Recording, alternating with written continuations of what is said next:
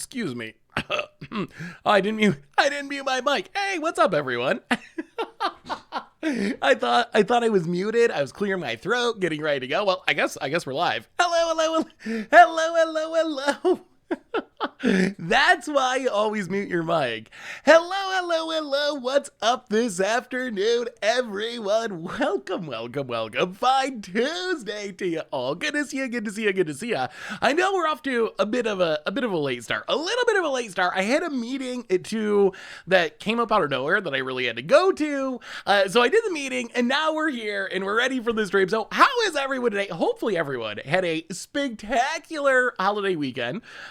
Ate a lot of food, maybe, whatever you were doing. Hopefully you had a good time doing it. So how is everyone today? Stone Raid Productions, Lucid, Waldog, Winter Melant, Ducky Sausage, Waldog again. How's everyone doing today? Hopefully everything is well.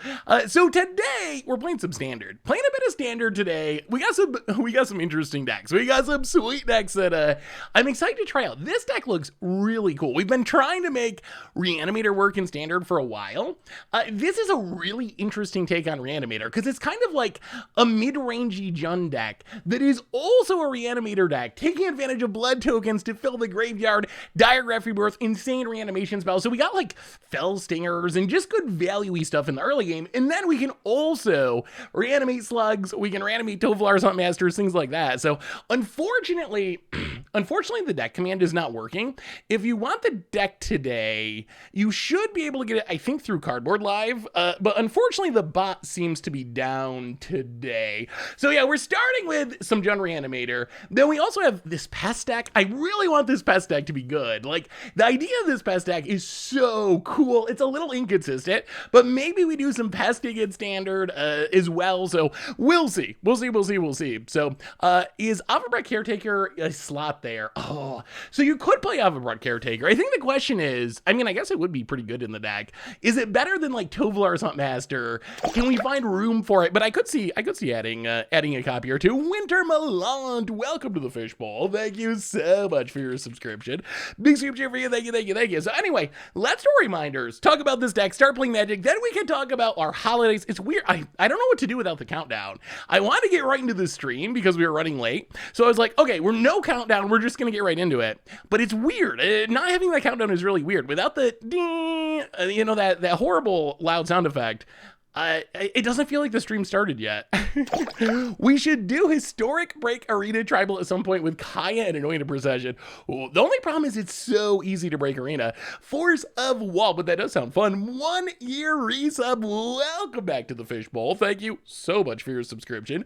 Big soup cheer for you. Thank you. Illusion, Michael. Boy, Arrested Development's so good. It is so good. Earthspring Fictional. Welcome to the Fishbowl. The hype train is running. Big soup cheer for you. So reminders, replay YouTube. That's where you can find all the old streams, including this one in the future. Normal YouTube. Oh man, the bot's not working at all. So youtube.com/MTG Goldfish. Tomorrow, the Against Odds deck is kind of spectacular. So definitely check out tomorrow's Against Odds. Definitely doing some super crazy things. A reminder that our sponsor today is Card Kingdom. And if you need some magical cards, you can get them over at cardkingdom.com. Even get a free Goldfish sticker. Let them know you want one in your order notes. They'll hook you up for free. So thank you to Card Kingdom for supporting the show. Otherwise, merch page, clean out Richard's Garage. Donations, always appreciated. I don't even know if they work with the bot being down, but if they do, they're never required. But $2 or more gets your message read on stream. And let's talk about this deck. And then as we go along, we talk about our holidays, we talk about Magic. What do you think of the new Unset? That's the other thing. The other thing that came up recently is new Unset cards. And let me see if I can find. We gotta talk about this. Let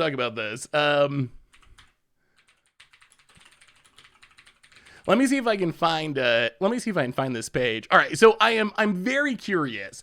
So the big surprise news from yesterday is there's a new unset coming, kind of. There's an unset coming, but it's not really an unset. It's like partly an unset. It's a hybrid set. It's half not tournament legal cards, but then partly tournament legal cards. So it's kind of like Unhinged and Unglued, but some of the cards are actually going to be legal in Legacy and Vintage and Commander.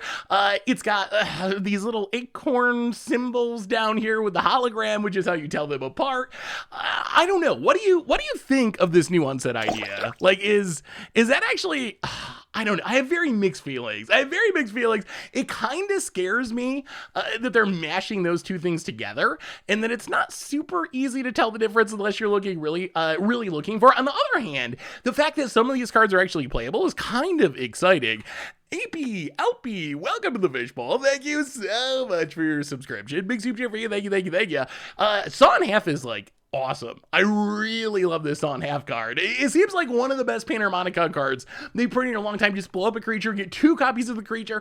That is one of the actually tournament legal ones. And we can actually play our commander decks. We can do a legacy deck around it. On the other hand, like Killer Cosplay is a really cool card, but that one's not tournament legal. It's going to be opening packs of this set's going to be very, very strange.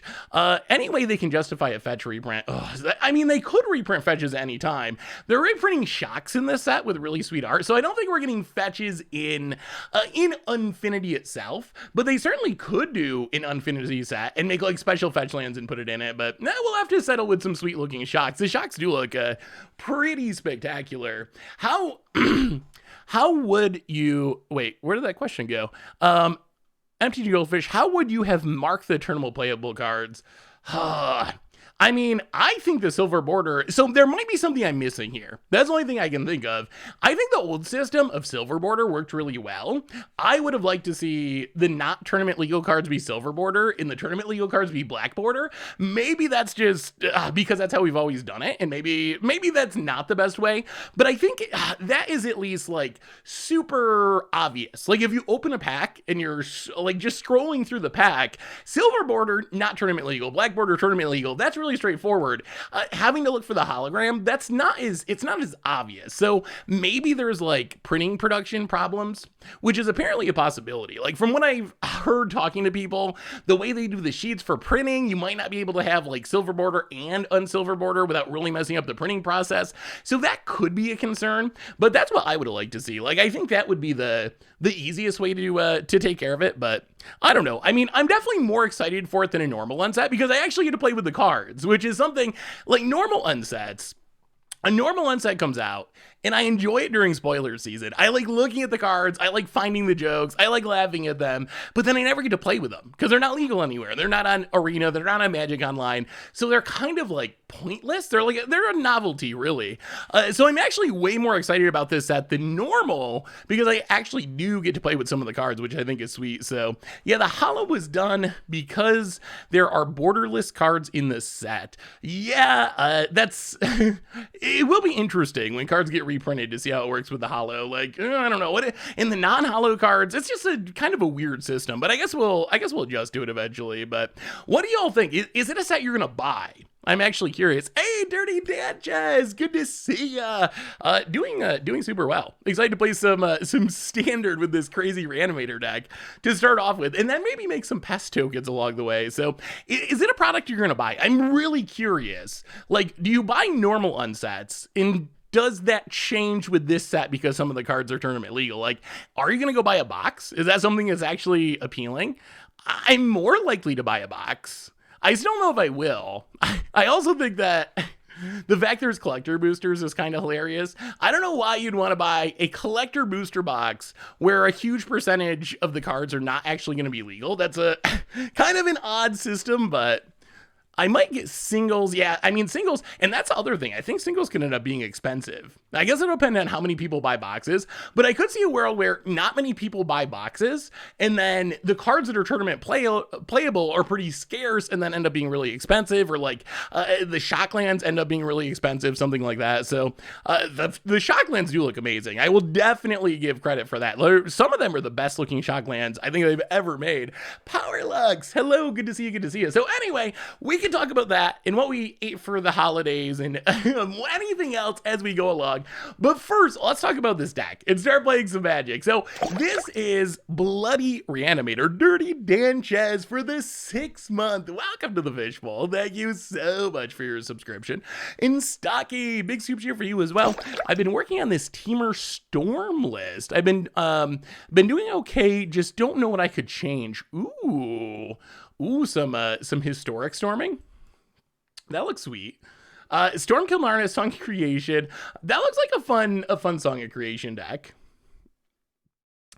I mean, I think it looks pretty reasonable for what you're going for. Good ramp, ways to get your Song of Creation re-going, like think twice. That looks sweet to me. Anyway, all right, so can I find good budget decks on your site? Yes, if you go, and then we'll talk about this deck, I promise. If you go to mtggoldfish.com and you go to, there's a stream, but if you go to decks and go to the metagame pages, so decks on the top, go to the metagame pages. If you scroll down past the tournament list, you'll see there's the standard budget decks down here at the bottom. If you go to modern, the modern budget decks, also scroll down, you'll see a ton of those. So any of the deck pages down at the bottom is gonna have the budget decks on there, and there's some cool ones, if I do say so myself. So what are we playing to start off with today?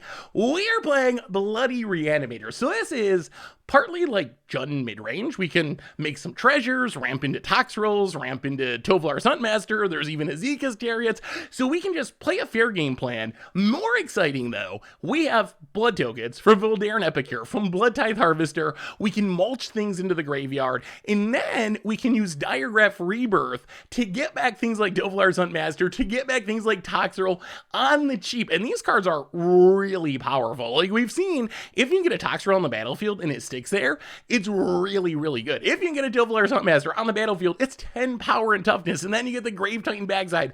So that's kind of the plan of this deck. The ability to play a relatively fair game plan of just like, oh, you know, play some stuff, sack some stuff, make some blood tokens, but then also this explosive reanimate something huge really, really quickly and just get you a plan. So I'm actually really excited to see if this deck works. I've wanted Reanimator to work in standard for a while, and I think maybe blood tokens, might be the way to make it go. So let's give this deck a try, and then we might play the pest deck too, because the deck is so cool when it goes off. If you have ideas about this deck, definitely give me your suggestions. The idea of this deck, and I'm getting ahead of myself because we're not playing this deck yet, but the idea of this deck, Demigod Titan, sack it to 10 the pest. That makes 11 tokens. But if you have a Kaya out, you get double, so you get 22 tokens, and then you can Meathook Massacre them all away and win the game on the spot. You can use a Plumb the Forbidden to sacrifice them, maybe with a Sedgemoor Witch out, and hopefully win the game by like drawing your entire deck. So it's got really sweet shenanigans. A little late on removal. It does seem like a good dig up deck. Dig up can find our combo pieces. So I'd really love to see that deck work, because when the deck works, it's really spectacular. When it doesn't work, it's a little bit less spectacular. That's kind of the downside. Consistency, I think, is the biggest issue. Yeah, Bloody Reanimator does seem kind of like the perfect name for this deck. Unfortunately, the deck command isn't working today. I think the whole bot is down. So none of the bot commands are working at the moment. I gotta get that fixed before our next stream, but I don't think there's any way to get it fixed right at the moment. Yeah, hopefully we get to play that deck too. I want to start with Reanimator, but Pest is also on the stream. hopefully we'll see how this Reanimator deck goes. Ooh, hello, Headology Magic and Raiders, welcome. Ooh, how do we feel about Azeka's Chariot? Is Azeka's Chariot a dirty card? Is it a dirty Azeka's Chariot, or is Azeka's Chariot fair enough? Is this another Glass Cannon Brew? This is actually not super Glass Cannon-y. The other deck we were talking about, the token combo deck, that one's a little bit Glass Cannon-y. This one of the things I like about this one is you can actually play a pretty fair game plan, and you have these sweet reanimation synergies. Hey, what's up, Jeff? Good to see you. Ricky Martin, are you the singer? Welcome to the Fishbowl. Thank you so much for your subscription. Big soup cheer for you. Thank you. Ooh, okay, so we're getting pested a little bit. I mean, I guess we just Bloodtithe Harvester. Bloodtithe can block at least. Let's play this. Play Bloodtithe Harvester. Get the blocker down. The Juice Caboose. Welcome to the Fishbowl. Thank you so much for your subscription. Big soup cheer for you. Thank you. Can we expect a Serpentine Curse Kazul's Fury budget magic? Let me look up. Let me look up Serpentine Curse. What is Serpentine Curse? Wait, is that actually Serpentine Curve? This? Create a 0/0 fractal, put X counters. Oh, so try to fill the graveyard with spells and then fling it. That could be a good budget Magic deck. I can see that working. Yeah, we'll take the Shambling Gas Beats. Yeah, that actually does sound like a sweet idea. So how was your holiday, everyone? Did you do anything sweet over the holiday? How's the poll looking? Pretty even between will not be buying and will be buying a booster box of the new unset. So many chariots. Well, I guess we mulch. Into 4 lands. Okay. Well, I guess we're discarding hand size a smidge. Play the land.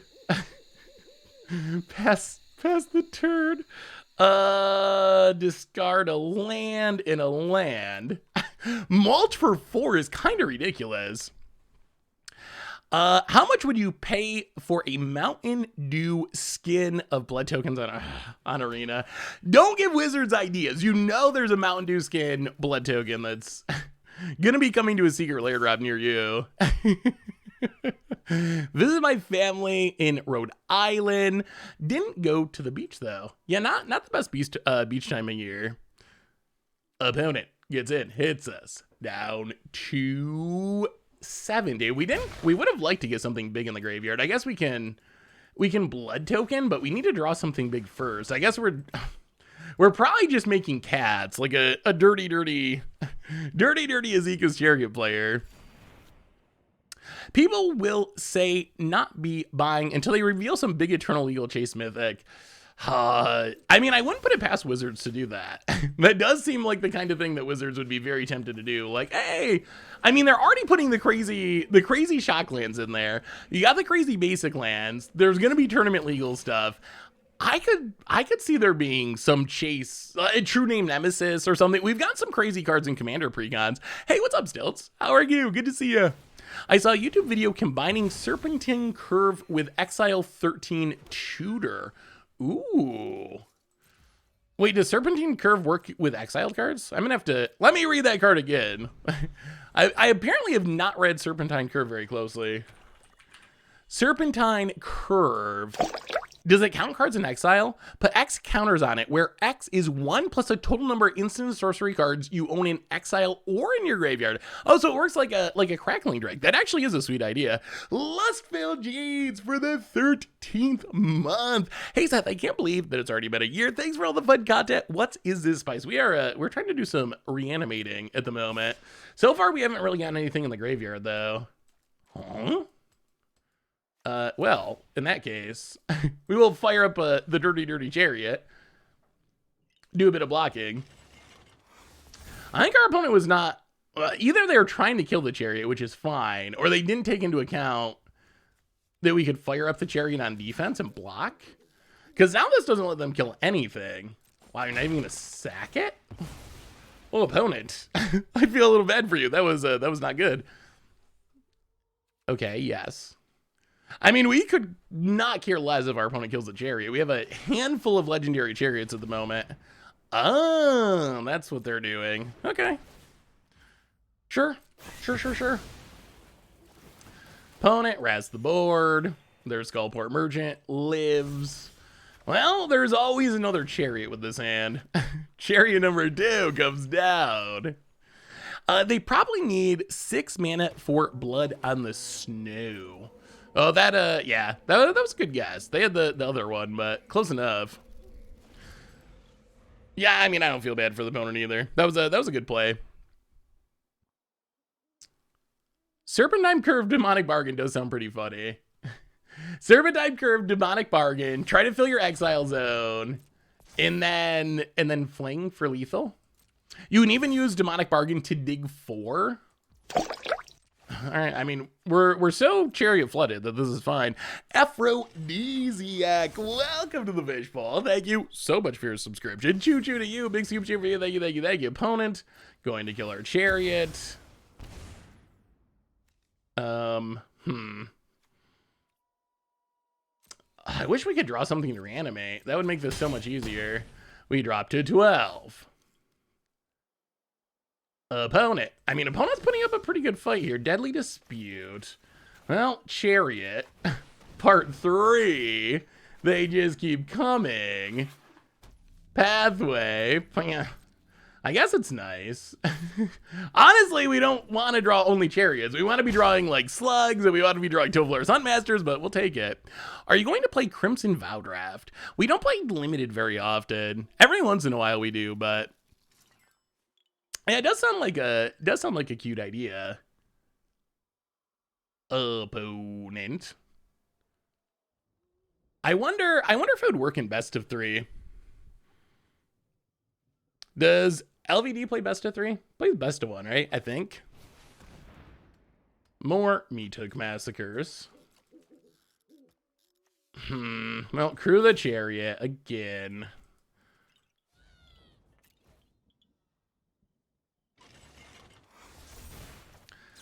Sack a cat, make a treasure. Draw some cards. We have this reanimation. Okay, there's a Tox roll that is finally good. Opponent, gonna kill some cats, that is acceptable. But the Tox roll's coming, and the reanimation's in hand. We can actually just hardcast it the first time. And that should be pretty good. Opponent, HGK Mark, welcome to the fishbowl. Do you really have more removal? My God, mono black deck, eaten alive. All right, well, opponent has killed 3 Azeka's Chariots. But can they beat a Tox roll? That's the real question. I'm hoping the answer is no. I mean, they've used so much removal. They can't have that much left. I mean, what can I say? I'm more of a dog person, honestly. Just ask Bear. I'm more of a dog person. All right, the slug is here. Do you have more removal? I mean, Diagraph Rebirth. I don't know why Diagraph Rebirth is not caught on. It's like a real card in Standard. It's so good.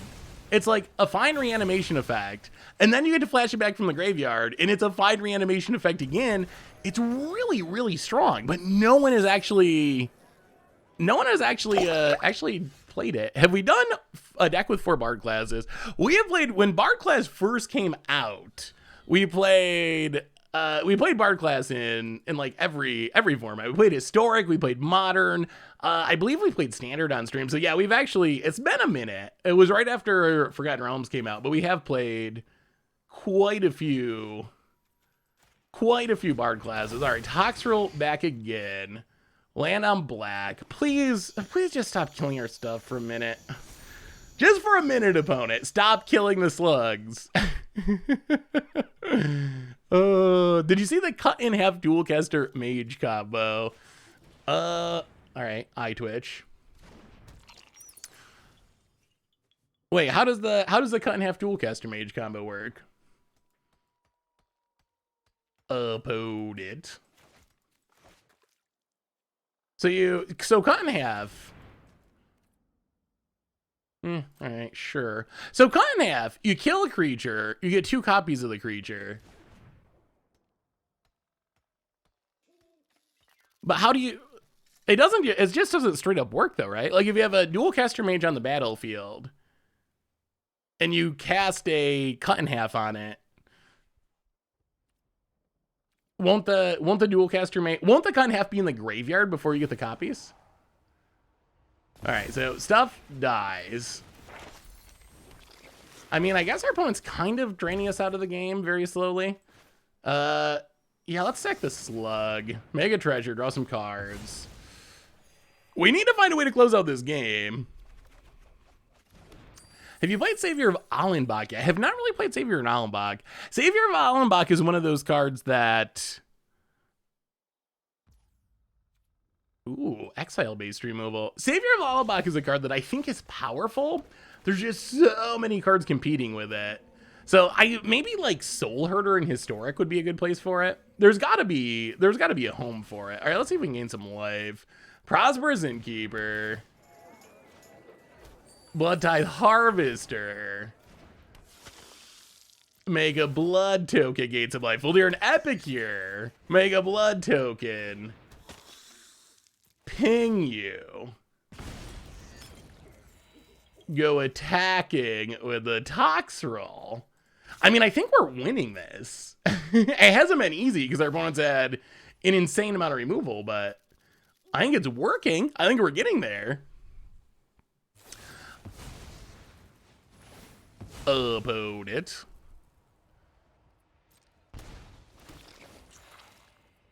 Deadly Dispute. Oh, okay. So can't have something else and then dual caster mage.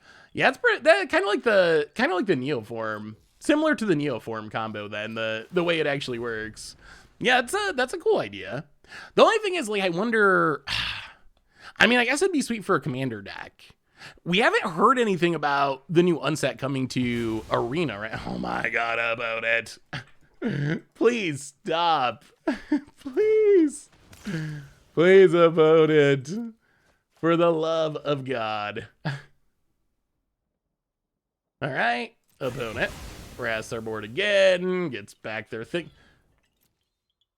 How much removal does this deck play? How much removal does our opponent's deck play? The answer is a pretty absurd amount. How do they not ever run out of cards? How is this even possible? All right, so Prosperous Innkeeper. Diagraph Rebirth again. Get back Toxrill again. What a grind! What a grind! Pass the turn. Counter on the Skullport Merchant. Yeah, I guess we should have sacked Toxrill to itself. It is technically a slug. Shambling Ghast. Sure. We'll definitely sacrifice it so it doesn't get necrotic fumed. Because we'll be able to reanimate it again eventually. This is the grindiest matchup. Necrotic fumes goes after the slug. We will sack Toxrill to itself so we can reanimate it again in the future. Fell Stinger. Okay, that's some card draw. Opponent. I mean, eventually we're going to run them out of cards. Sooner or later, they're... Ooh. Ooh. All right, Templar's Huntmaster. That is also a good card. Comes down. Gains some life. That's a Grave Titan. Mulch you. Get a land. Mill some stuff. If we get blood on this note again, I swear about somehow everyone's only drawn 5 lands. 5 lands in 17 wraths. Oh, I try to respond to all emails, McIntyre. I really do. Sometimes it takes me a minute, but I usually get there. This deck's a lot of fun. I have tweaked it a bit throughout. Mulch feels like the worst card in the deck. Yeah, I mean, I feel like Mulch is... Maybe it's just a necessary evil to make the reanimation work. About it. Play some stuff. We have a ton more reanimation, so we should find more reanimation. We've only used 1 Diagraph Rebirth. We've used every Azeka's Chariot. Oh, opponent's down to 1 card. Ooh, Diagraph Rebirth. Okay. Slug you. Again. please just eventually... How many slugs do we gotta play before our opponent dies? We will play... Actually, no, let's play the land. Fell Stinger.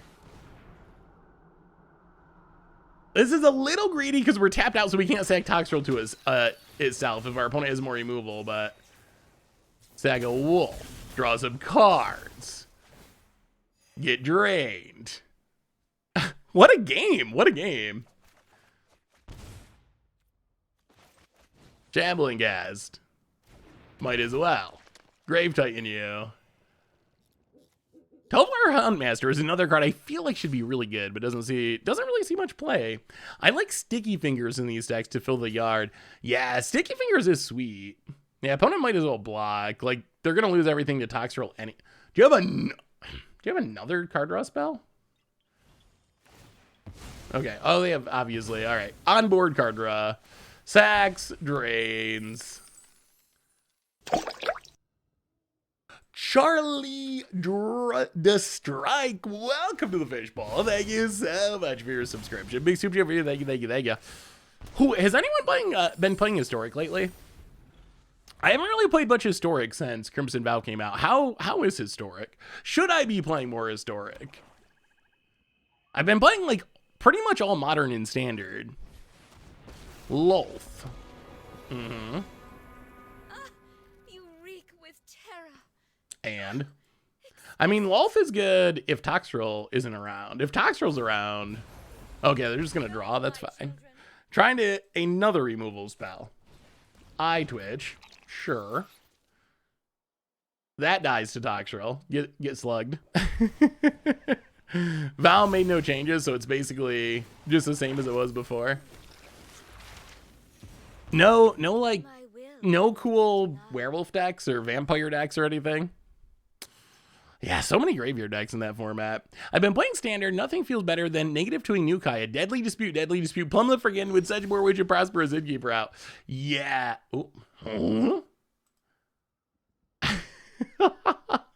right. Confront the past. I guess they're going to get back their Lolth eventually. Sure. Is this going to end with us getting milled out? Is that where this is headed? Is towards us getting milled? I'll go to combat. Everything at our opponent. And opponent blocks the Toxtrol. Do you really have more card draw? Deadly dispute. It never ends. I swear to God, it never ends. It never ends. All right. Well, we will hit you a bit. Pass the turn. Flip our Huntmaster. It does feel like they somehow have 8 copies of the Dispute. So our bot is down today. So the deck command is unfortunately not currently working. If you want the deck list, it is up on the screen thanks to Cardboard Live. So if you click on that, you can find the deck and download the deck. Oh God. Oh God. Meowth Massacre, big enough to kill everything. How many rats have we played through?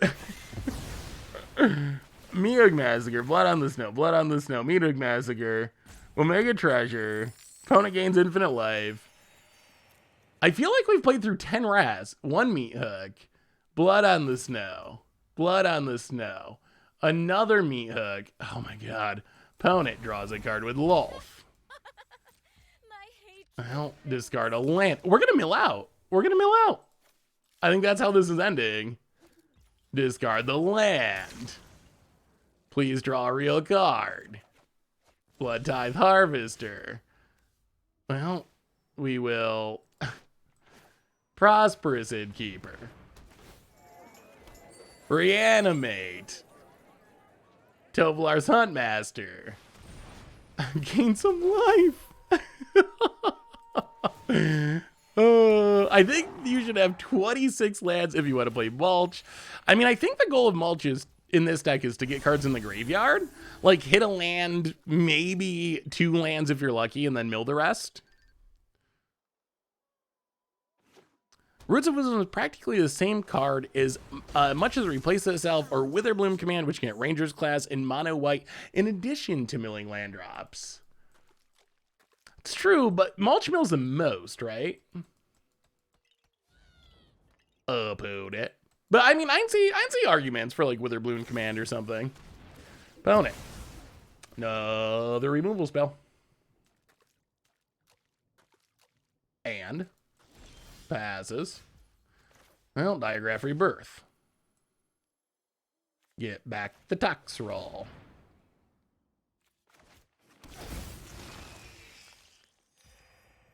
Blood Tithe Harvester. We've been playing this game for like an hour, and I don't feel like any progress has been made. We're at 20. Our opponent's at 29. I feel like no real magicking has happened. I feel like all that happens is our opponent keeps killing our stuff. Like nothing's moving forward. Irish Rager, welcome to the fishbowl. Thank you so much for your subscription. Big Steam cheer for you. Thank you. The bot is not working today, so uptime command is not gonna work. I will hopefully have it fixed. We're ahead on clock at the moment. Opponent's at 18, we're at 20.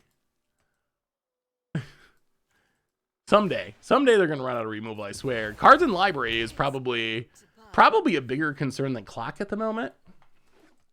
Opponent plays a land. Another eye twitch. I mean, I think they're running out of good things to reanimate. Another, okay, opponent's finally getting to the cards that aren't doing much. Opponent loses their eye twitch. We make some slugs. Okay. It took 17 tox rolls. But we might finally be getting there. Back down all the way to 20. This Mihawk Massacre has done so much work for our opponent. All right, opponent, get some more lessons. We untap. Another tox roll. Go to combat. Attack Lolf. Oh, that's not exactly what we wanted to do. We did want to attack with a couple more things. About it. Yeah, that was a bit of a misclick. Is there a way to get an export for Magic Arena? Yeah, if you go to the, since the bot's down, if you go to the deck command on screen with Cardboard Live, up in the top, I'd actually just show you on stream. If you go to the, so since the bot's down right now, go to the deck list here, go to the share a deck, and it'll give you the option to like download it for Arena or a text format or whatever. So that is the easiest way to do it. All right, opponent's gonna block with Faceless Haven, sure. Goes down a land. Keeps the Lolf. All right, eating away the mana. I guess that's helpful. Opponent drains us, gets a counter. We pass the turn. This game, my God. About it. Ultimate Lolf. I guess this means they probably have another Lolf in hand. That would be my guess. Even more Lulls. Or they can get it back, obviously, with Confront the Past that they got forever ago.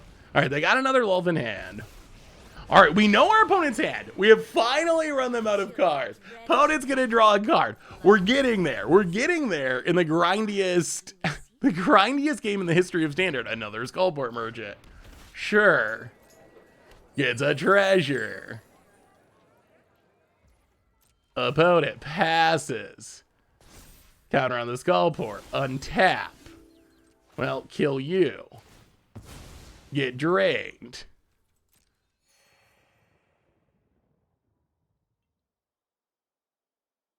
Oh, so, oh my god, that's a punt, isn't it? We don't actually kill it yet. That's awkward. Now, 1, 2. For some reason, I was thinking we had more blood tokens, but I guess we spent them. 1, 2, 3, 4, 5. Kill the Lolf. Attack you. I mean, not a big punt, but a bit of a punt. Go attacking. Hey, Seth, I got so tired of getting immediate hate as soon as I pulled up my Edgar deck. I wanted a mission to put my opponents on full tit, so I put the entire deck in sleeves that have sparkles, and then made foiled and glittered vampire tokens that are portraits of the Cullens from the Twilight series. What did your opponents think about that? I mean, I think getting rid of the Lolf is worth it. Maybe it's not. All right, make a slug, play a land, pass the turn. Opponent. Maybe, what do you think about Alphabet Caretaker in this deck? Someone mentioned, yeah, it still dies end of turn, but we didn't need to sack it, really. Opponent draws another Lolf, draws another card. 18 cards in the deck, 22 cards in the deck. I mean, I don't know. Opponent's down to 23. They were in the 30s not that long ago, so I think so. Opponent's casting a lot of random cards into this Tox roll to give us slugs, which I guess I appreciate. I mean, they get triggers with the Meat Hook Massacre, but we get slugs, which is even better. It's turn 40 and we're both still over 20. Another land, go to combat. Kill the Lolf. Hit our opponent. Oh my goodness. There's gotta... Isn't there an easier way to attack than this? There's gotta be. There's gotta be. I thought there was a way you could attack with all the creatures that were the same, but it doesn't seem to be working. All right, kill the wolf. Hit our opponent a bit. Wolf number 17 down. I will not cry like a Play the land on... Yeah, I'll just play the swamp. Pass the turn. Opponent down to 13. What are you finally done, opponent? Finally? Opponent. What a game of Magic. What a game of Magic. Oh my god, they draw another one. Okay, so, well. Sack a slug. Oh my god. It never ends. Another lad. Sack a slug.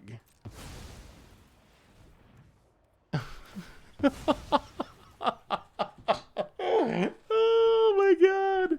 Alright, vote it. We're down to 15 cards. Gets back. Hey, another loaf. darkness. Gains a bunch of life. Back up to 24.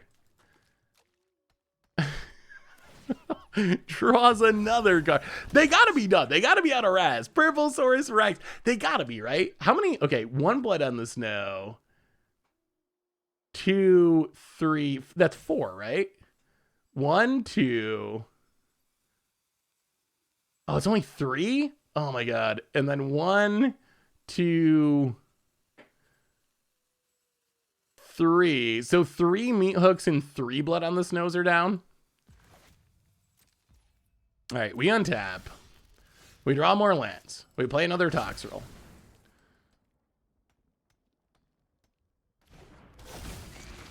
We play even more lands. We loot away a land. Opponent's running out of time here in game 1. Oh, we're not casting Mulch. Pass the turn. Counters on... Opponent adapts. They draw with Lolf. 18 cards. I think this game is going to be about milling out. I think that's how this ends. Opponent manages to kill our Toxrill. Goes attacking. Hits us to 15. Hits us to 11. That's right, they have an emblem. Well, Tovlar's Huntmaster.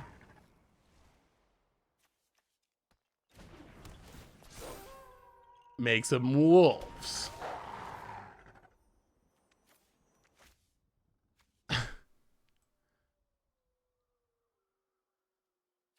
Oh, what do we do? What do we do?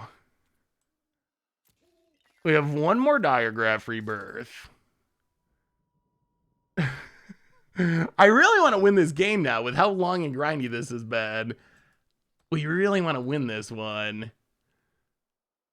We can't afford to keep taking damage because of this Lolf emblem.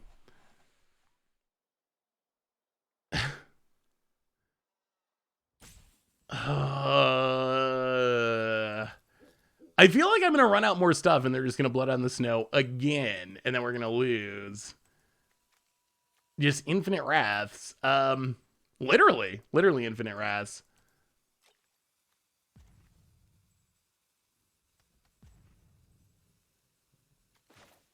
Play the land. Yeah, I guess we just got to pass. I mean, are we just dead to a wrath here? Our opponent wraths. Then they get in with a Faceless Haven.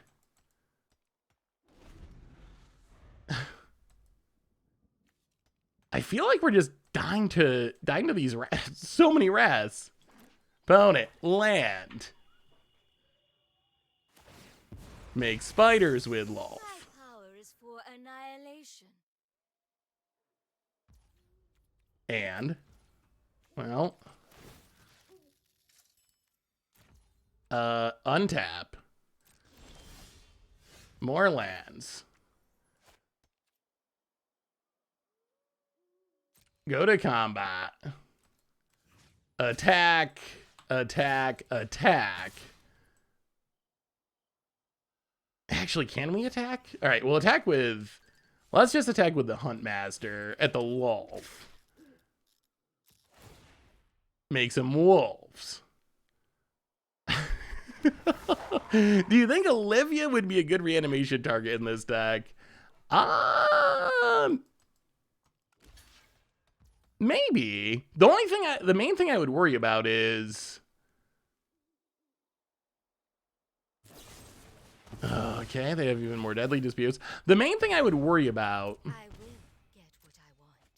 is getting stuff exiled. As you've seen in this game, like, we've been reanimating the same thing over and over and over again. I feel like there's some risk. How many cards does our opponent have? 15. I feel like there's some risk that we get back stuff with Olivia and then it's going to die and then we're going to exile stuff that we want to be reanimating.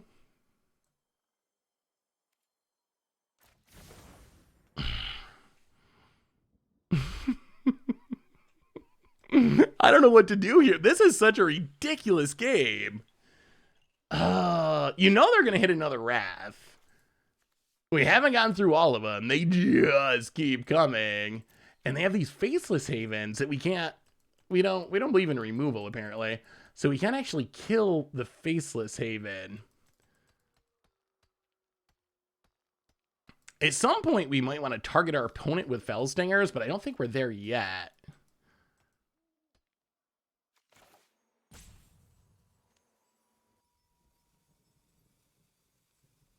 I mean, they can, but if they Wrath were in such bad shape,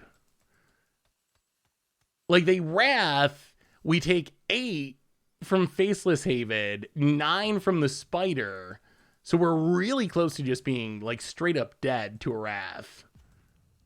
And now we're falling behind on time too.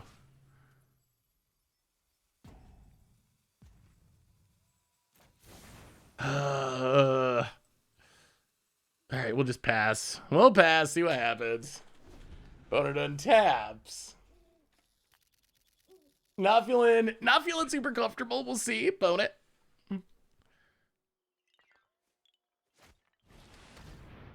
Eaten alive on the Huntmaster. Well, I guess we fight a spider.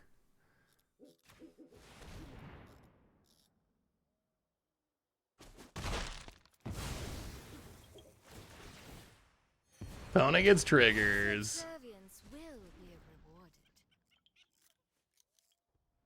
rewarded. Opponent.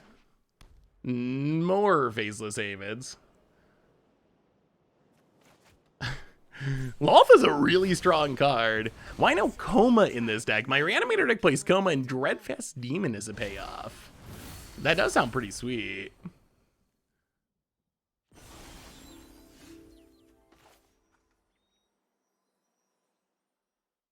One, two, three. Well, play Toxrill.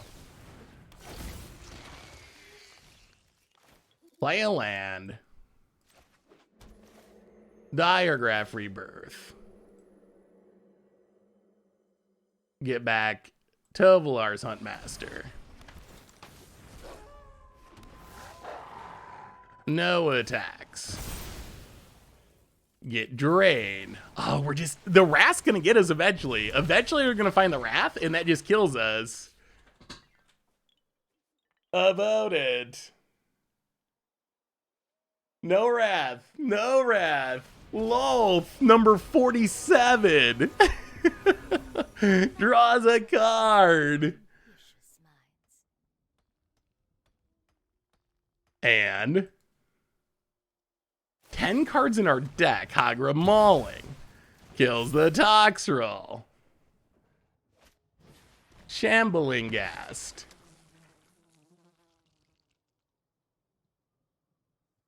Opponent passes. We draw even more lands.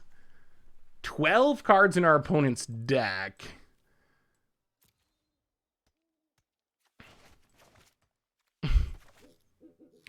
Yeah, this has been ridiculous. Yeah, the wolf emblem is a big issue. Hmm.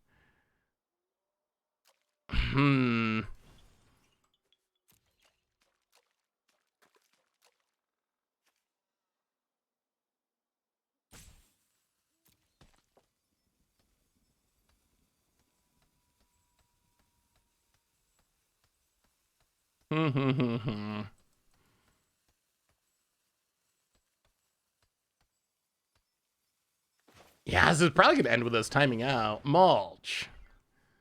Again. Mill, nothing of relevance. I'll play the land. Pass the turn.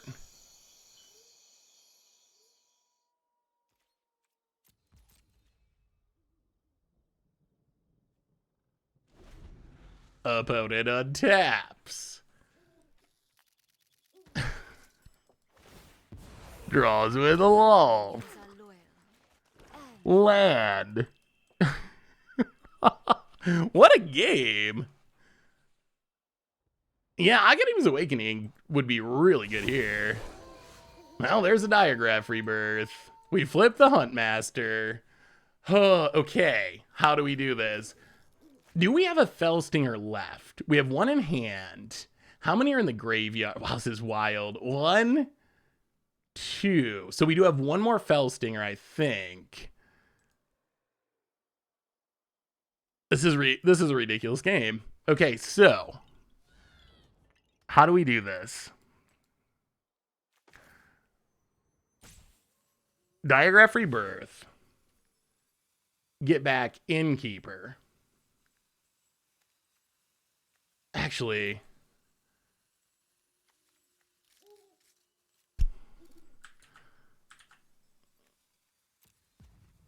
okay, let's think about this. Pony has 10 cards.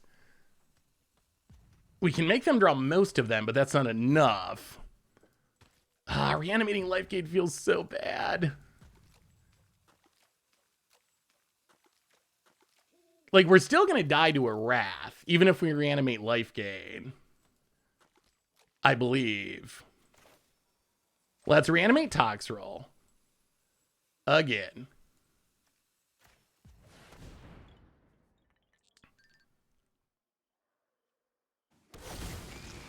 Go to combat.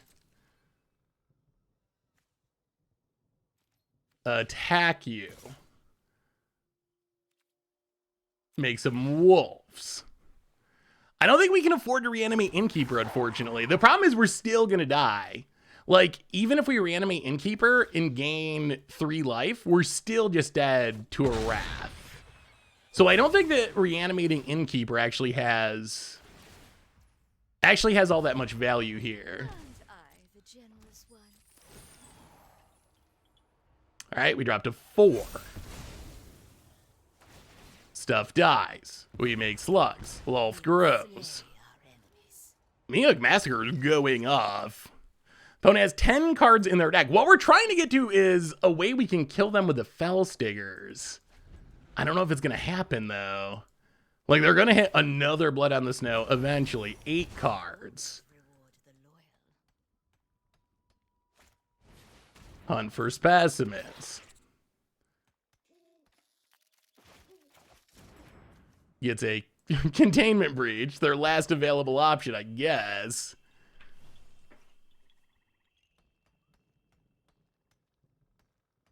I mean, maybe we do got to get back Innkeeper now. Opponent. Confront the past, gets back another Lolth. Wow, couldn't they kill us if they made spiders? If they made spiders, aren't they going to make us die to our own Toxrill? I think. Wouldn't that be making us die? I mean, I'm glad they're not seeing it, but I think that would make us die. What a game. This is game 1. This is one game. One game. So we're at 3. Wolf fight. Go to 2.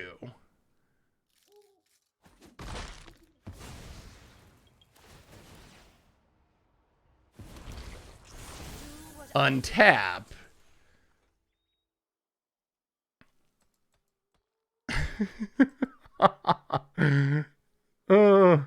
So opponent can block with 2 Faceless Havens.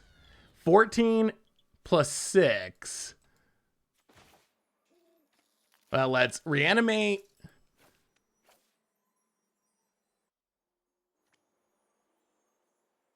We can put our opponent to 1 card with these Fell Stingers. All right, go to combat. Well, no, we gotta... The problem is we're gonna die, right? If we attack, they block with the Faceless Havens. They block with the Faceless Havens. And then we die. So this doesn't work.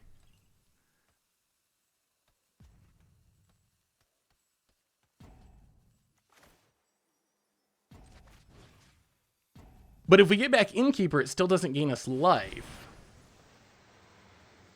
So we get back Innkeeper. We get a treasure.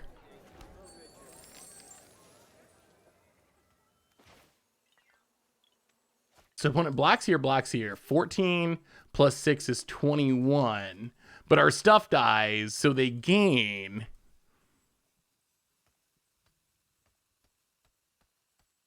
Well, if we attack with all the small creatures and we still don't win.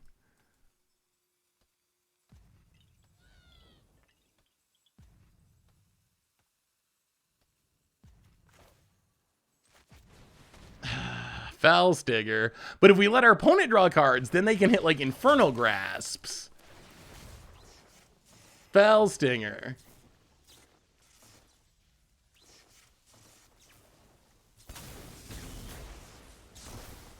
Yes, we're sure.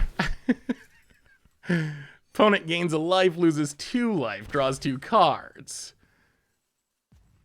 We go to combat.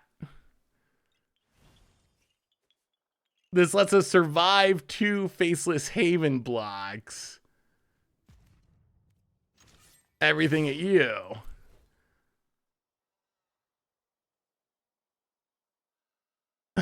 Opponent.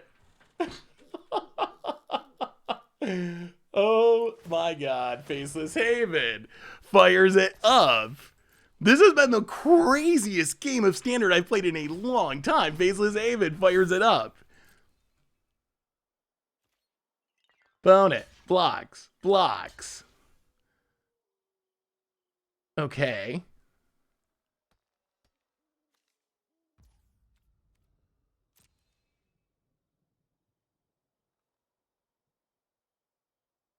And then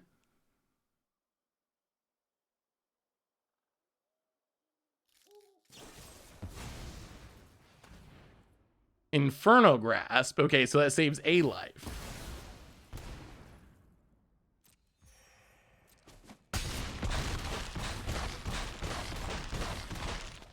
Wow, this is Xaxes. No, it's not Xaxes. Wait, it is Xaxes. Oh my god, what a game. Fell Stinger. Exploited to itself. Oh my god. Whoa. Praise the magic gods on that. What a game. Slight return. Welcome. Now we have 30 seconds to win this last game. Slight return. Welcome to the Fishbowl. Thank you so much for your subscription. Big cheer for you. Thank you, thank you, thank you. Wow. That was one of the wilder games of Standard we have played in a long time. Leslie effin' Nielsen, welcome to the Fishbowl. Thank you so much for your subscription. Big scoops cheer for you. Thank you, thank you, thank you.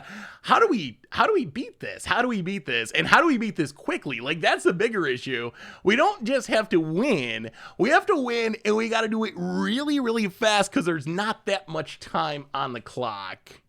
Like, that's the concern. Not much time. All right, go down Mulch. Go down... Go down Mulch. Maybe Shambling Ghast. Go Blank's in. Duress is in. Ren's in. I guess we got to do the dirty Azeka's Chariot Ren combo. Like, that's probably our best option here. Like, we got to be the aggro. We are up a game. So our main goal is to play quickly and try to catch back up on time. I think that's the most important thing. Maybe something like this. No Innkeeper. All right, we got to play fast. If I miss your message in chat, get me after the game, because I really got to, we're going to have to really focus on the game, or we're going to time out because we're behind on time. So we got to focus on playing really fast to catch up on time somehow. We will keep Opponent, land, and Shambling Ghast. Well, land on black and Duress you. Okay, hunt for specimens down. Opponent, land, and gonna do some hunting. We don't actually have a sweeper. Gets and hits us. Land on red, Blood Tithe Harvester. Good blocker, pass the turn. We're like 3 full minutes behind on the clock. Opponent, Environmental Sciences, sure. Land, eye twitch. Yeah. Well, there's a chariot to go with the red.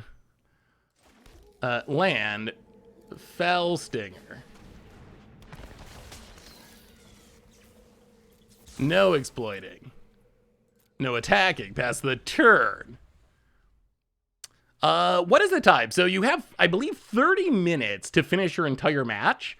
And normally this doesn't even come up. But if it does come down to time, whoever runs out of time loses. So if our clock hits 0 before our opponents, we lose the game no matter how far ahead we might be. Now go to combat. Get in with a Fell Stinger. We're catching up a little bit, I think. If we play fast, we might be able to catch back up. Opponent's gonna block. That's our main goal for this game, is to catch back up on time. Wow, what a game. Opponent kills the Fell Stinger, sure. We pass the turn. Opponent taps. Plays a land. We would like another green source for Ren. That would be great. Opponent goes attacking. Sure. Down to 16. Passes. All right, well, there's a green source. There's a red.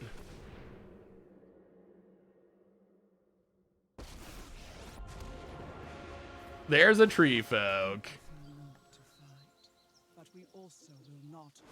There's a crewing of a tree. There's a crewing. Opponent could definitely have removal here. That is a thing. Go to combat. Kills the chariot. Okay. Go attacking. Hit ya. Pass the turn. Oh, we gotta play fast. Wait, what are we getting punted for, Large Wizard? What did I do now? Won a Facebook combo because both got the combo out game 1. All right, opponent has more removal, gets to kill the red. Sure. Toxer would be sweet. I'll play the land, go to combat, attack with everything. Opponent takes it.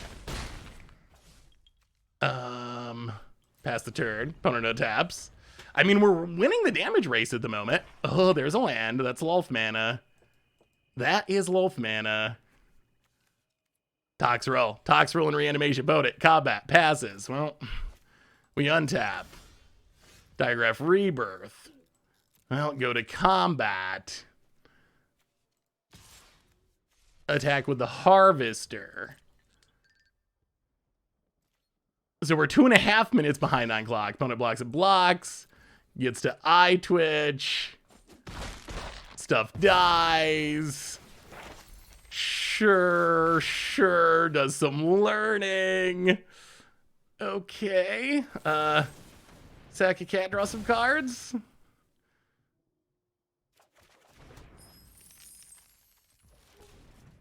Discard a Toxrill.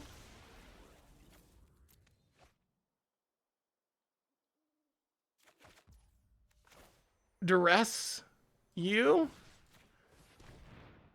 Make sure you know every removal. Well, get rid of the blood on the snow. Land. Reanimate. Tox roll. I mean, opponent can still kill it. They can still kill it. But eye twitch goes away. Opponent gets still. Oh my goodness, this is gonna be so close. Yeah, we won by throwing fell stinger damage at our opponent's face. Exactsies. This has been one of the craziest matches of Standard I've played in our new season. Past summonings. Opponent. Gonna kill the Toxrill, I assume.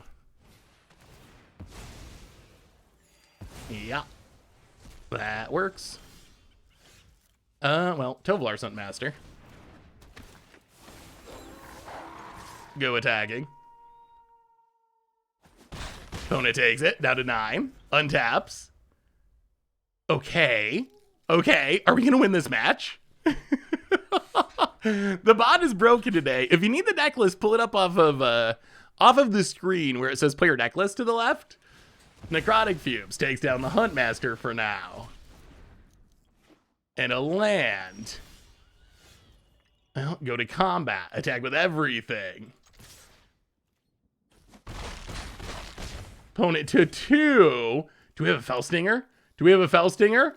Oh, we do. We do. We do. Yes, Fell Stinger burn. Oh, glorious. Glorious, glorious. Yes, we're sure. And what a game. Oh, opponent goes out on their own terms.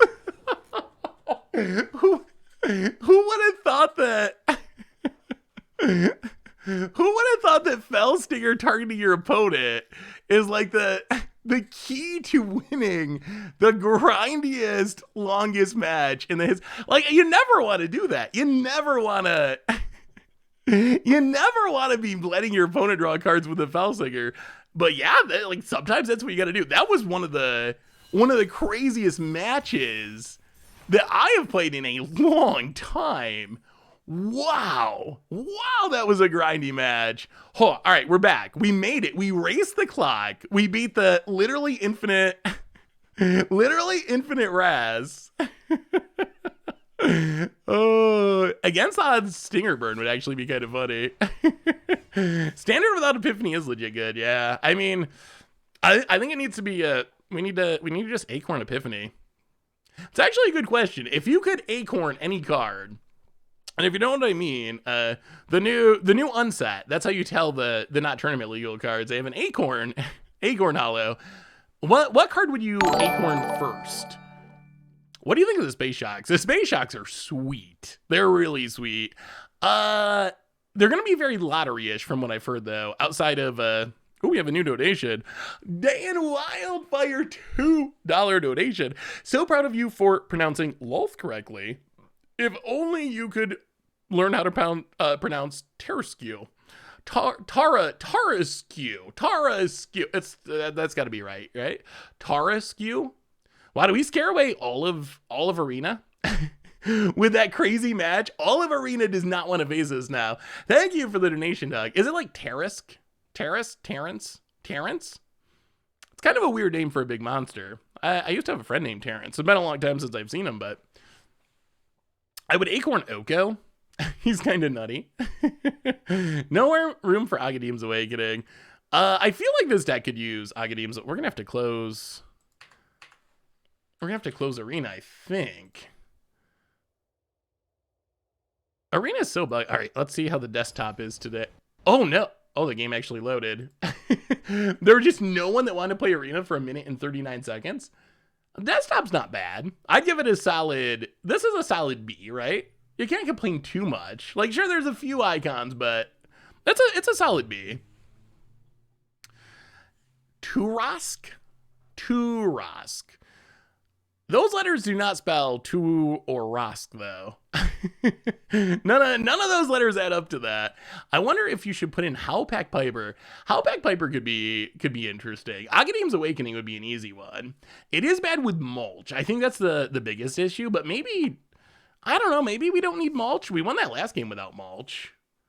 I don't know what happened to that game we were just in. Yeah, update the record. That was a hard-earned win. That is a hard-earned 1-0. It took us an hour, but we are 1-0 now. Oh, have you tried Slug Reanimator? I mean, we are kind of reanimating slugs at the moment, so yes-ish. I mean, it involves 22 lands is a little skimpy anyway. That makes me a little nervous. Let's go down to mulch for maybe that mulch for Agadeem's Awakening. All right, a very, very small change. Let's try the one Agadeem's Awakening. We'd always add more in the future. Can we do Acorn, a card I'd like to get black bordered? Carrots Other Thumb. I don't know why Carrots Other Thumb is not black bordered. That seems like a very obvious card to add to black border.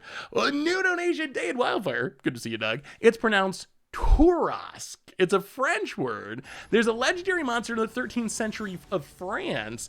The Tarasque would throw poop at villagers and eat them. Wait, it would throw... interesting. Tourask. All right, Tourask. I think I can handle that. I don't know that I will remember that, but Tourask. 1 land, 1 keep. Yeah, 22 lands. Was the person who built this deck in the chat? I'm curious about 22 lands. Had to dip out for an hour to do some work. We only played 1 match. But it was a good one. It was a wild match. Like, absolutely insane. One of the craziest matches we played in quite a while. About it. Land and Ranger class. Dear God. Very much regretting keeping this hand. hard regret. Very much regret about it. Considering, I mean, maybe they'll just print. I would not be surprised if Carrick's Other Thumb came in the unset in black border. That would be a possibility, right? Non-Acorn version.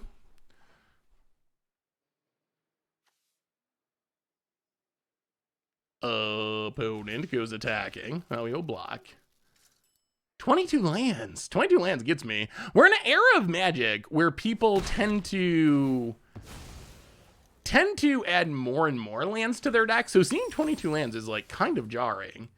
Well, there's our one Agadeem's Awakening. Land untapped. Mulch, I guess. I mean, Toxrill is insane against our opponent's deck if we can get to it in time. Not sure that we can get to it in time. 1, 2, 3, 4, 5. You know, pass the turn. Well, go Chariotron. back to Catron. We have a what? Treasure? Do we need the blood? Maybe we just discard. Let's discard Fellslinger. We got so many cards right now. Let's discard Fellslinger. Let's play a bunch of Chariots, see if they can stabilize us. About it. Yeah, if we had Reanimation, I would lean towards just discarding the Toxrill. But since we have 7 mana Reanimation, oh boy. Yeah, this might just be too slow of a start, even with the Chariot. Oh, now we draw the Reanimation. Well, new plan. I guess we're going on the Reanimation plan. Ping and make a blood token. Okay. I mean, we can discard Toxrill. We can reanimate Toxrill. We'll see if that's enough. I mean, so discarding it last turn, we have a blood token to discard if we draw Reanimation. And a Reanimation's 7 mana at the moment. But now that we drew the...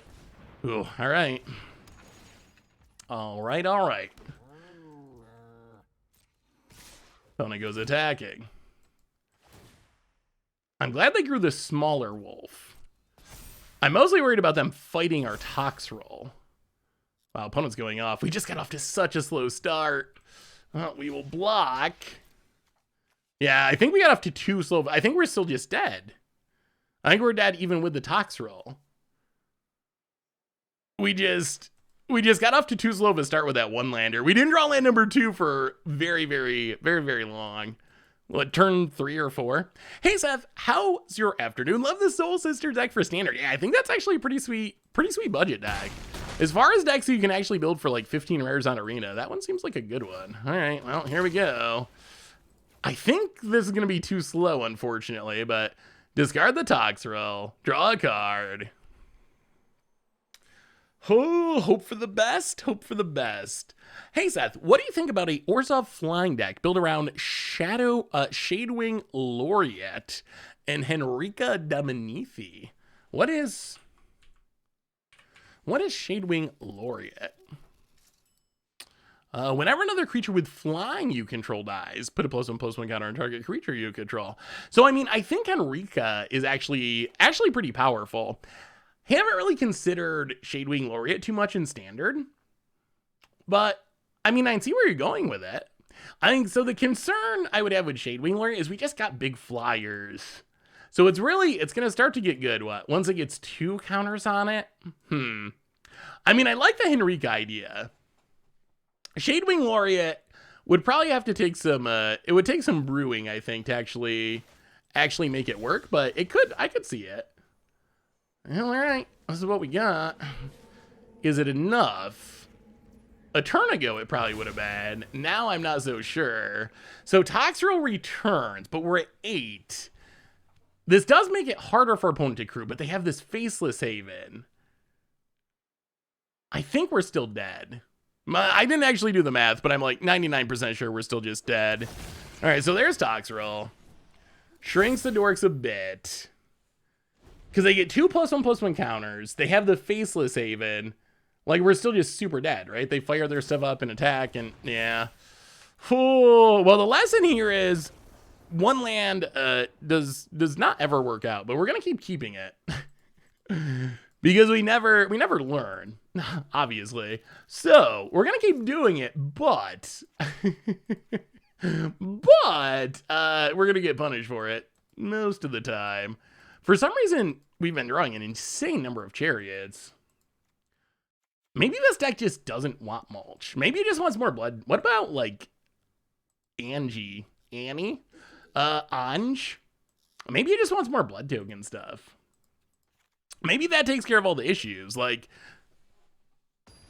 yeah, we missed way too many land drops to get back into it. Gave our opponent, or I mean, by the time we start doing things, our opponent had like 2 leveled up ranger classes or something. We were just incredibly far behind. Well, okay. I mean, Felstinger's good. If we don't hit our lands, Epicure can help us get them. We got our 1 Agadeem's Awakening. This could work. Why is red in it? So red gives us the blood tokens to discard our Tox rolls and so forth and reanimate them. Yeah, all right. Well, Pina, make a blood token. So yeah, that's the main upside of red is it's the color with the best blood token production. Anya doesn't have a J in it.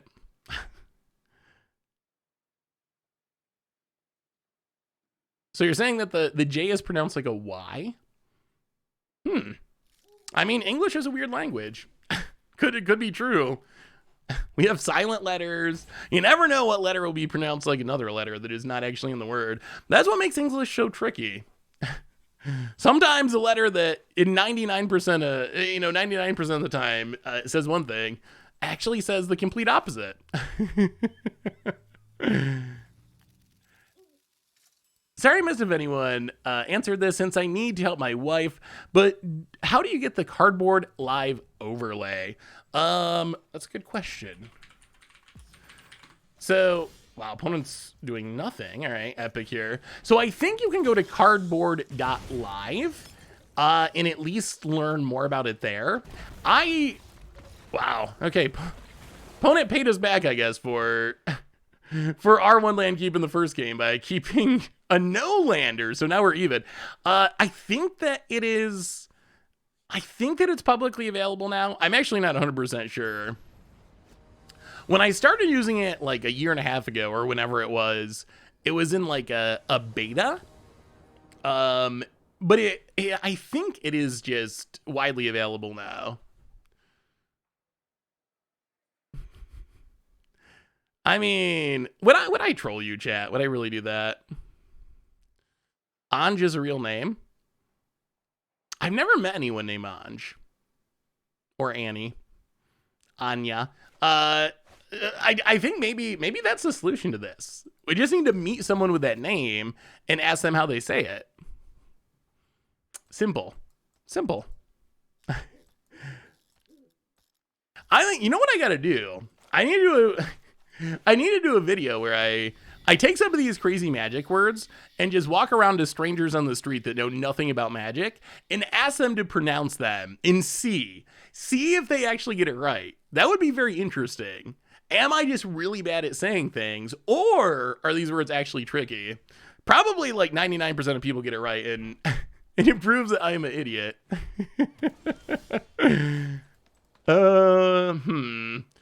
Well, land, go. I have a good friend named Anne, but in English she pronounces it Anna. Okay. About it. That makes sense. Hand's a smidge on the expensive side, but that's okay. Not gonna Path of Peril yet. We would like to at least get one more creature. I mean, if we just hit lands and can cast our stuff, this hand's gonna be kind of insane. Doesn't that sound like a good YouTube vid? I think it could be funny. Wait, watch us chasing old people around town screaming Tarmogoyf. See, wouldn't that be entertaining? Are you not entertained about it? I mean, I do think, hey, see you, Aussie Dave. Have a good work day. I'll see you on Thursday. I do think there's definitely more that we could do with that, though. There's gotta be some cool magic content that would be like that, just with non-magic people. Like, I thought about just like taking my like little nephew or little niece who know nothing about magic and just having them evaluate magic cards. I don't know if that'd be that interesting though, but it would be funny. I think it'd be funny to take like a random horrible card and then take a Teferi or a Tarmogoyf or something and see if they can see if like someone who doesn't know magic can somehow pick out which card is the good card, like which out of the two is better, which is more expensive. Have I watched Arcane? I have not. Should I actually watch Arcane? So we're gonna play this. Opponent's going. We saw him discard an Inscription, but that's a blowout waiting to happen. Well, all right. Azeka's Chariot. Run it out. See what happens. Don't like our opponent getting to draw a card here, but I think it's our best play. About it taps. I've never played League though. Everyone keeps telling me it's great, even if you don't play League. And maybe play League. I think Tomer and Krim also said something similar. Like, I hadn't played League in a long time, but then I watched Arcane, and now I really want to watch League. Or I really want to play League. Tomer apparently, I don't even know how it happened. He said that his account got banned or something during like the 10 years that he didn't play. So I don't know what, something weird happened with his account, so he couldn't even log into it. About it goes attacking.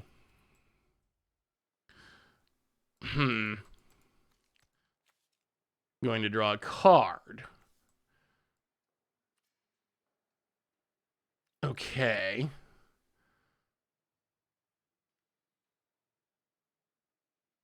And Werewolf Pack Leader is such a beating. It's a Werewolf Pack Leader is almost standard Ragavan. Pretty close. The snowballiness, it reminds me of it. About it. Well, we'll block and block. See what our opponent does.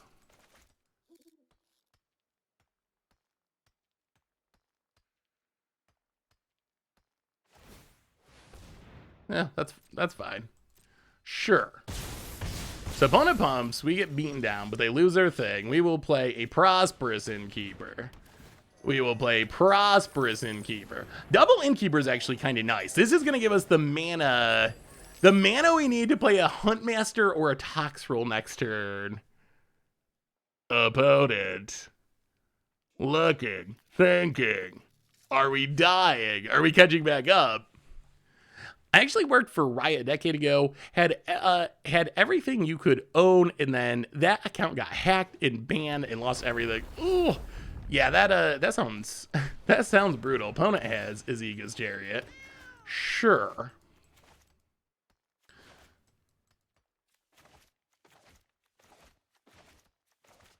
And goes attacking. Yeah, we're gonna go to 7. Down to 7. Oh, it's gonna be close.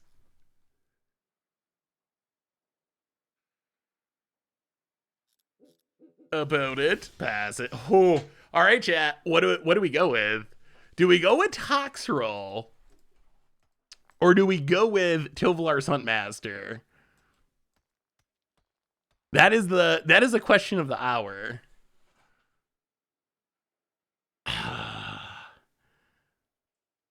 Huntmaster gains us more life.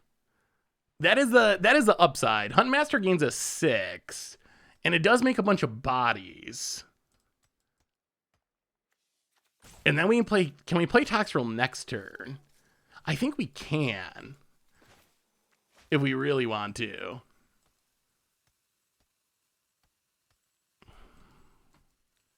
Is Toxrill better? My worry is Toxrill dying. Like, how bad is it for us if Toxrill dies? Are we just dead? So we spend all of our mana on Toxrill. The other thing is we could play Huntmaster, and then we could crew Chariot and copy a treasure token to make sure we have the mana next turn. But then we're pretty tapped down. How are they killing Toxrill? Land drop fight spell? Like, make this a 5/5. And then Inscription?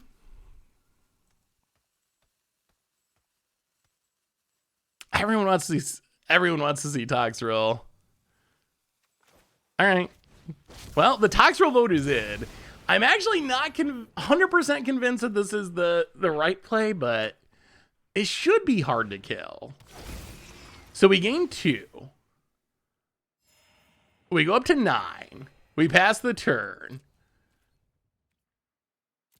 The downside of this line is it does leave us in a position where we can't really do anything. So opponent plays a land. This becomes a 4/4. I guess even Inscription doesn't do. Okay, Ren and 7, sure. Sure. That's, oh no. Oh no, they're gonna kill it. No, this is the way, chat. No, it's gonna be Tree Folk fight with the Fatal Push. Oh. Not like this, chat. No. Oh no. Oh no. Well, yeah, that is the way to do it. Land drop plus red plus Blizzard Brawl is dead Toxrill. Of course they have it. Oh, chat. Chat, that one's on you, chat. That one is 100% on you. That one is on you. Y'all voted for the Toxrill, and now we're gonna die. Oh, we have another. Yeah, we got 5 mana though. We got another one for after we're dead. After we're super dead.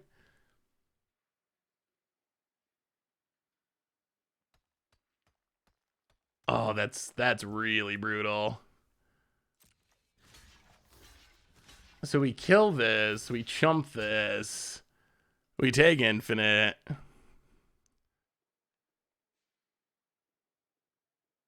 Yeah, I mean, this still isn't.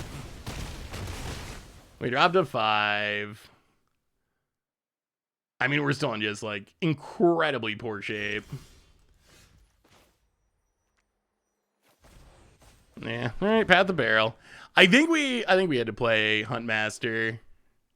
I think we gotta kill the Mammoth because they need a creature to crew the Chariot. So we gotta hope that they just have like all lands in hand. We're like in incredibly bad shape.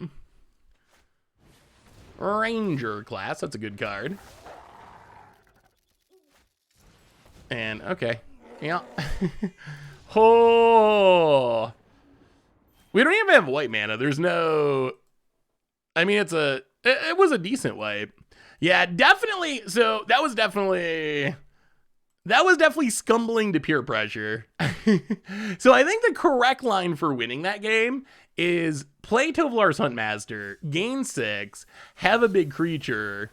If our opponent kills a Huntmaster, we have a bunch of blockers so we don't take that much damage. And we also only use one of our treasures. So the following turn, we're able to copy the treasure if we have to, and then play Toxrill, and then win the game. So yeah. I mean, Toxrill is a sweet card, so I know why everyone wanted to play it, but I think that Toxrill is... There's no difference. Isn't that the difference? The things I just said? Or no? What am I missing in that analysis? Because I feel like that would be the difference. That even if they kill the... You end up having to wipe the next turn, do we? If we have the... Because we played Toxrill, we got a 7/7 that died. If we play Huntmaster, we have a 6/6 that dies. But then we have all the 2/2s left over. Oh no. Well, settle in, everyone. White-black control. This one's probably going to go on for a few hours. Oh, pass the turn. Opponent gets in. No blocks. I mean, yeah, the 2 Ren tokens are annoying. That is true.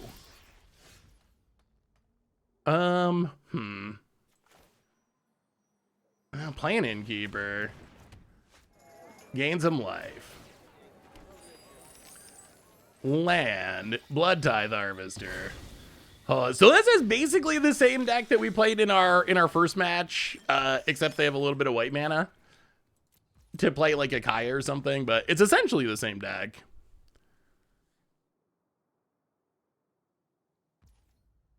Opponent gets in, hits us.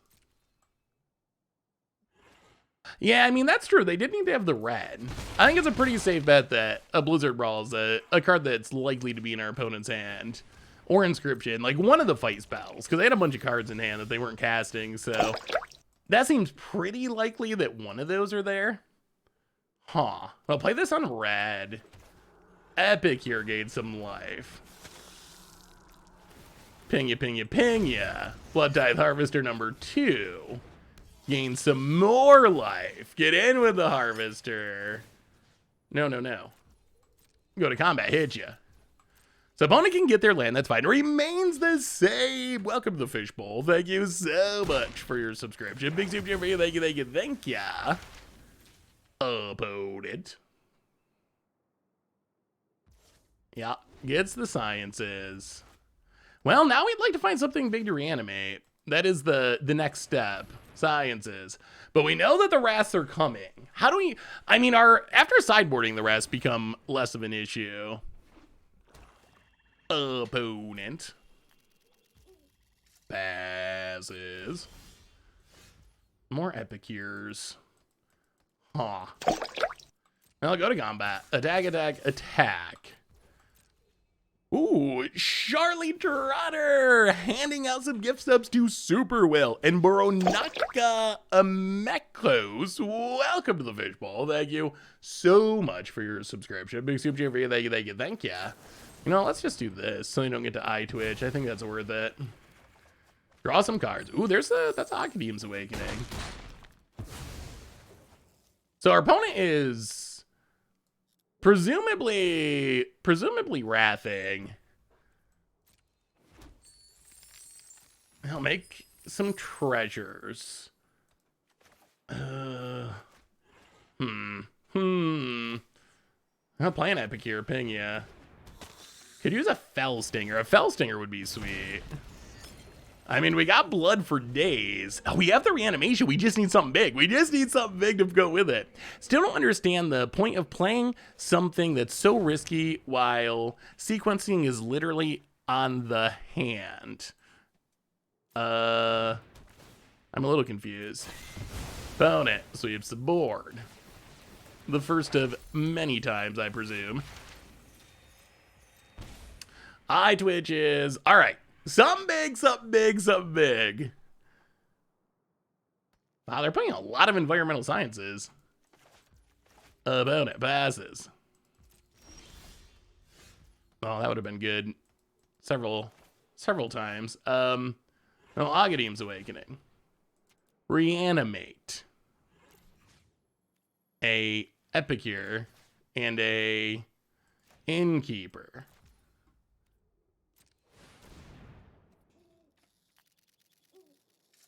So many blood tokens. There'll be more stingers. There'll be more. I think at the moment we need to draw cards mostly. Although cashing in all of our treasures does kind of hurt. But we need to find our big stuff. Like, we know our opponent's gonna play infinite wrath, so we need to find our big stuff to get in some damage before that starts happening. Oh my god, more Epicures. Okay. Well, so much for the big stuff plan. You know what? We're gonna pass, and we're gonna discard this Epicure to try to find something big with these blood tokens. Opponent untaps. So has anyone seen anything spicy in Standard recently? Shambling Ghast. And I think this is the most blood tokens we've had on the board with this deck by far. Well, we got through Wrath number 1. We can keep track of them, so there should be, what, 7 Wraths to go? Oh, only 7. Only 7. We're good. We're good. Edgar. All right. I mean, that does work well with 7 Wraths. Oh, so much reanimation, but so little to reanimate. I kind of wonder if we should have... Maybe we should have discarded, or maybe we should have sacked the Fellstinger to itself. All right, sack the blood tokens, sack the blood tokens. All right, getting through all these lands. And pass the turn. All right. Well, we got through that pocket of lands. About it. Tap land. Lolth enters the party. Makes up spiders. Passes.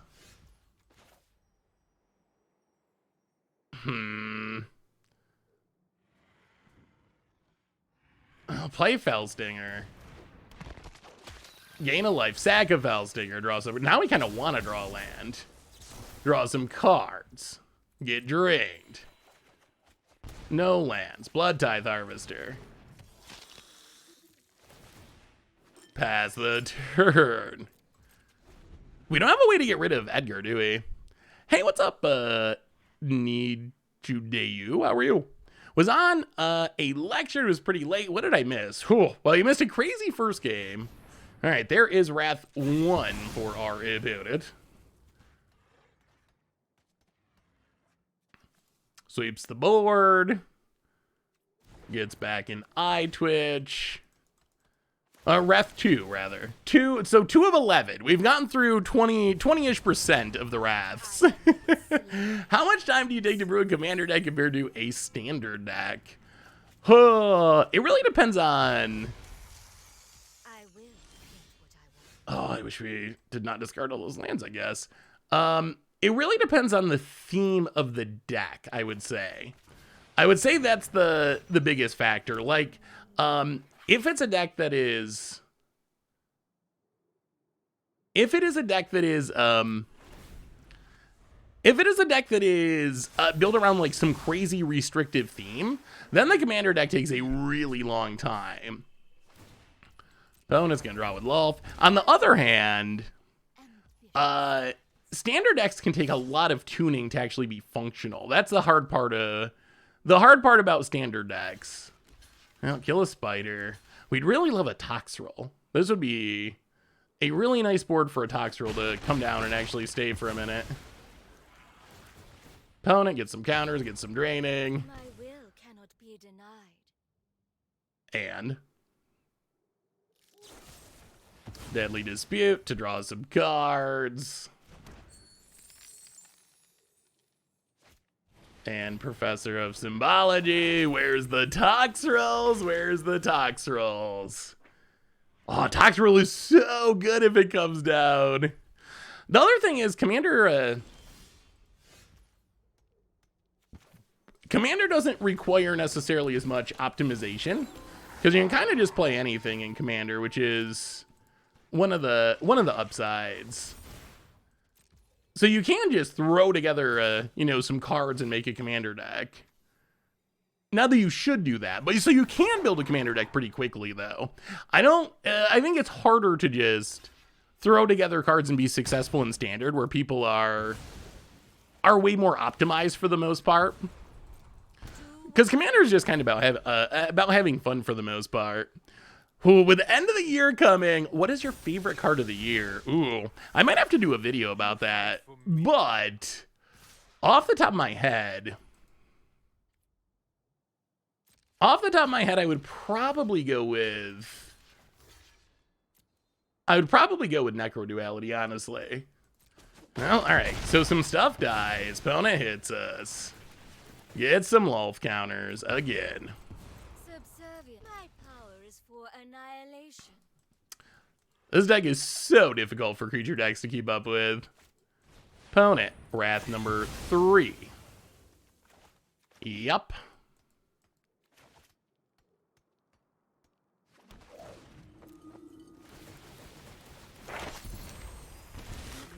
The opponent gets the ultimate Lolf, and we're dead. Well, that was quick and easy. Any thoughts on the combined line of the Wizards' casual design scene, unset casual play, and Wizards' defocus on competitive play? I think we're starting to see how they're refocusing the game towards more casual but profit. A gift. All right, more spiders. More casual but profitable, but still trying to serve two masters. Wow. Where's these Toxrills? I mean, I don't think Tovolar's Huntmaster is good enough. We gotta find a Toxrill, so mulch. Ah, that's a Toxrill. Land. Reanimate Toxrill. Well, that is what we needed here. And then pass the turn. Wrath your board. Still in this really horrible position where Lolth is going to be able to ultimate, and then we're just dead to everything because of Faceless Haven. So we're still in a really bad spot, but we did temporarily deal with the board. This Lolth ultimate's a huge issue, though. Like, that's a problem. That's a problem. But the Toxrill was big. That was helpful. I think it is tough to say what the future holds. Like, I do think Wizards is trying to rebalance towards more casual play. I think that's definitely true. I'm still holding out hope that we're going to see good news about constructed play. Like, with MTG Vegas being popular, maybe, I don't know. I'm still holding out hope that good things are going to happen as far as tournament play. About it. Well, there goes the Toxrill. Opponent drawing with Lolf.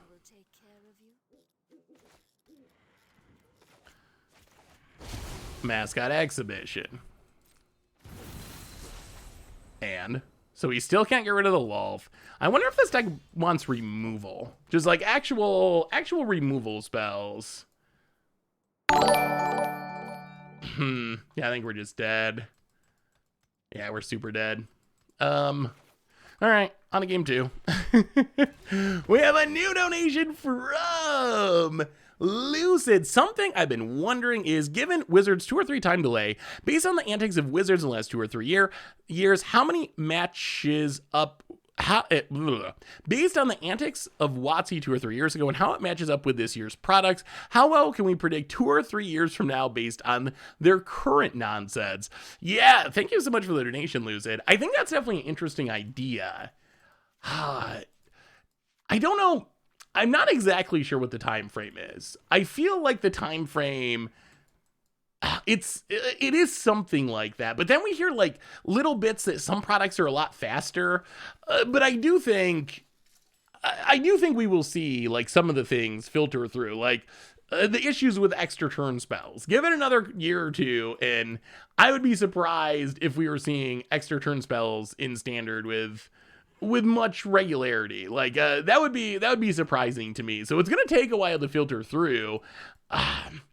As far as the other stuff, I don't know. Like how would what's going on in Magic now impact products? Like we're already super commander focused. Like that's something that has already happened. If you look at a typical standard set, like half the cards are obviously commander designs, and then, you know, half the cards are for standard or limited or whatever, or at least that's kind of how it feels. I think that's probably true. So I don't know, what would you think the impact would be? I guess Blood Tithe Harvester is pretty not good. What do you think the impact would be on future sets? I think it's definitely an interesting idea. Yeah, I feel like Harvester is pretty bad. I believe that Wizards OP department is a single unpaid intern. All I will say is I'm still holding out hope for good news. We don't have any reason really to believe there will be good news. Varian, welcome to the Fishbowl for the 56th month. Thank you for your subscription. Big super for you. There isn't anything that, you know, would make us think there will be good news, but I'm still thinking, like, we got to get an announcement at some time. Sooner or later, Wizards has to say something. It's been, what, 6 months, 9 months since they have announced the end of organized play? Like, they got to say something. They got to say something soon. I would think, like, early in 2022. If they don't say anything early in 2022, I mean, then I guess it's pretty safe to assume that there's just, that it's just over. There's nothing. But it seems like they will have to announce something, even if that is to say, oh, well, we're done with it, or whatever, we're doing Commander Fest. So until we actually get the announcement, I'm gonna hope that there's good news coming in that announcement. And I think it's possible. Like I said, Vegas went well. There's Flesh and Blood, even though it's kind of a the actual game itself has some weird aspects of it, but it's certainly been popular. Like there's demand there for people to be able to go and play paper TCG tournaments. So I think maybe all that stuff together, if you add all that stuff together, maybe that, you know, pushes Wizards to actually bring back Pro Tours. I mean, all people really want is something similar to the old system, something where there's like sensible qualifications. If I do this and do well at it, I can get to there, and then it leads up to something. I mean, I think honestly the best news would be something like Wizards saying, you know, we tried this MPL thing, it was a flop, sorry, that's on us, we're going back to something that is similar to the old system, but with whatever adjustments, but something that's basically structured similarly. You have, you know, tournaments you can play in that are open, and if you do well in those tournaments, you kind of, oh boy, we can't hit a land to save our lives, can we? Then you can qualify for a Pro Tour or whatever. Like, I think that's all people really want. Whether or not there's the part I'm not sure of is whether there would be some sort of like pro club or whatever. Wizards has definitely said some things that make it seem like maybe that's not part of the plan anymore. Opponent, more Edgars. They've definitely said some things that make it seem like maybe that's not really part of the plan. Go attacking. About it. Blocks. Well, okay. Discard Toxrill. Reanimate. Toxrill. Gain some life. Kill the eye twitch.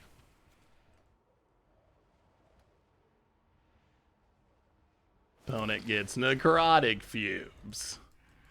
Edgar has not been good overall, but I think it's very good in this deck. Wizards has no incentive to promote organized play. They make more money than ever without paying the pros. I mean, couldn't you say that about literally everything, though? Like, Wizards has no incentive to support local game stores. They have no... Like, really, when it comes down to it, how does Wizards make the most money? I think it's selling secret lair drops. Like, I think that's it. Like, I think that's what offers the biggest payday to Wizards, is just selling random secret lair drops. And, which kinda, I don't know. I think you can make an argument that compared to that, everything is not in Wizards' best interest. But I think the interest in organized play is...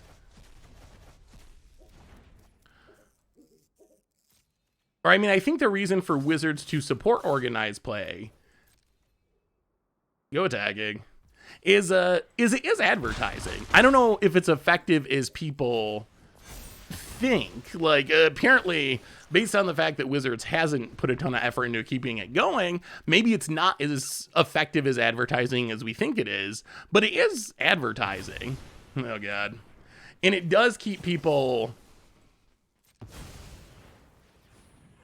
It does keep people playing the game and buying Magic cards. So I think there is some incentive. Maybe it's not the biggest incentive, but I think an incentive does exist. Now stuff dies. Opponent gets back a Fell Stinger. Does not sack it. So what other finishers could this deck play? Is there a finisher we could play? Is there a finisher we could play that would be better against this? Coma, I guess? Maybe Coma. Like, it feels like a lot of the matchups we've played are just these infinite Wrath decks. It would be nice if we had a finisher that does not get Wrath, because I feel like what's going to happen in this matchup is we're just going to keep reanimating, but our opponent's just going to keep Wrathing, and eventually our opponent Wrathing an infinite number of times is going to beat us reanimating a not infinite number of times. Like, basically our opponent has more Wraths than we have reanimation.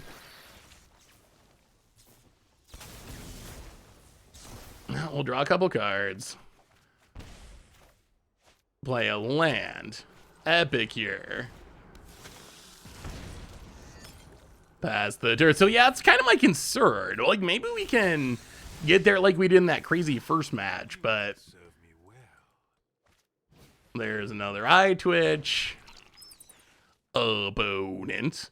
Infernal Star mounts could be interesting. Wizards is also actively squashed outside organized play. My cousin's school esports Magic team was disbanded because they were told that Wizards can't have greater than, that only Wizards can have greater than 10K. Their sponsors didn't see the point of having such small tournaments, so they dropped Magic on the college esports scene. I am not familiar with that story at all. That is interesting. Yeah, if you have any more info on that, I'd love to hear it, because, like, there are tournaments. So wait, the idea is you can't have a tournament that's more than 10K in prize pool? I've never heard that before.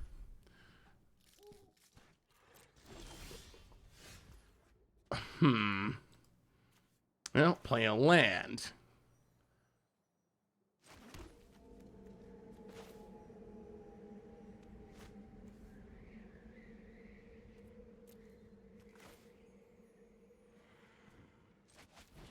Reanimate Toxrill again.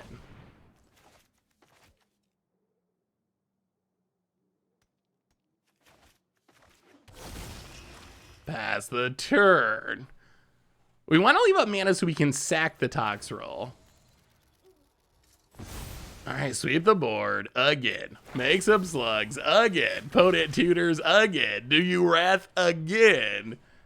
Wizards has to give permission to have sanctioned tournaments with more than a $20 entry fee or more than 10K in prize pool. Interesting. Huh. So I mean, I guess if you're not doing a sanctioned tournament, you can just do whatever you want. I'll grab a Schwamp. Not sure why our opponent wanted to feel the ruin, but all right, pass the turn. Opponent gets a token. All right, opponent, show us that wrath. Land. Blood on the snow. Of course. It never ends. All right, opponent sweeps the board. Wrath number 40. That's very interesting. That doesn't sound like it's necessarily a smart move on Wizards' part, but I'm playing land. Go blank. Get rid of the graveyard and the mascot exhibition. Play the land. All right, you are out of cards. Opponent is 1,000,000% out of cards. This means if our opponent draws something good, it is just a literal top deck. Just randomly spinning it off the top miraculously. It's a land. Okay. Diagraph Rebirth. Toxrill. Returns for the 90th time. Gain a life. No attacks. Counters on your stuff. Do you top deck this time? About it. Please die. Just please die. Yeah, I can see Coma being good for this matchup or something similar. Wait, does this mean our opponent top decked? Drop to 13. Get a slug.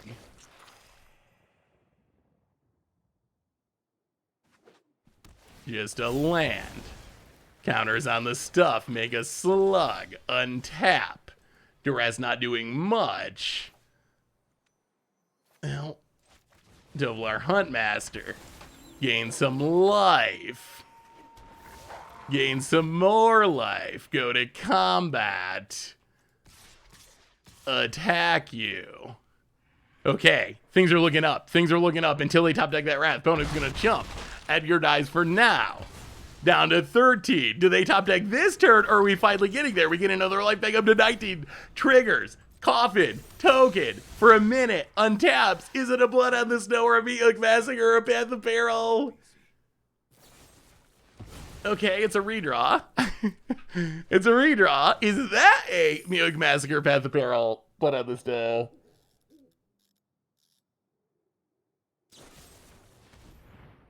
Inferno Grasp, sure. That is not. And a post scoops it up? Okay. I mean, I guess we can grind. We can grind a bit. Bringing in all the discard definitely helps.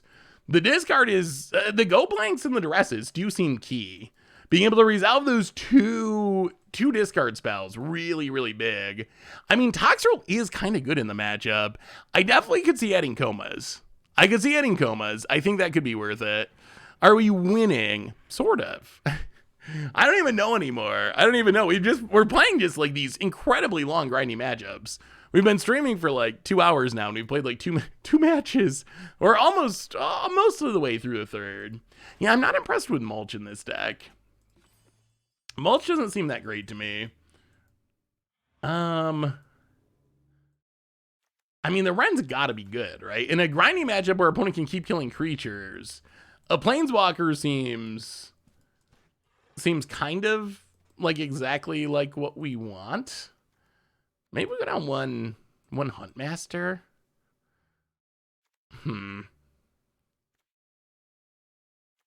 Oh, we need the Toxrill Wrathing. All right, let's try it like that. Replace Mulch with Undead Butler. What else is there that tapping at the window? What else is there that we could fill the graveyard with? All right. I mean, I guess we'll keep this. Look for the top 3 cards of your library to reveal a creature card from among them. Put them into your hand, the rest into your graveyard. Tapping at the window. Have to counter creatures. The only question would be, would it whiff too often? Well, might as well duress you. Well, I got the Edgar coming.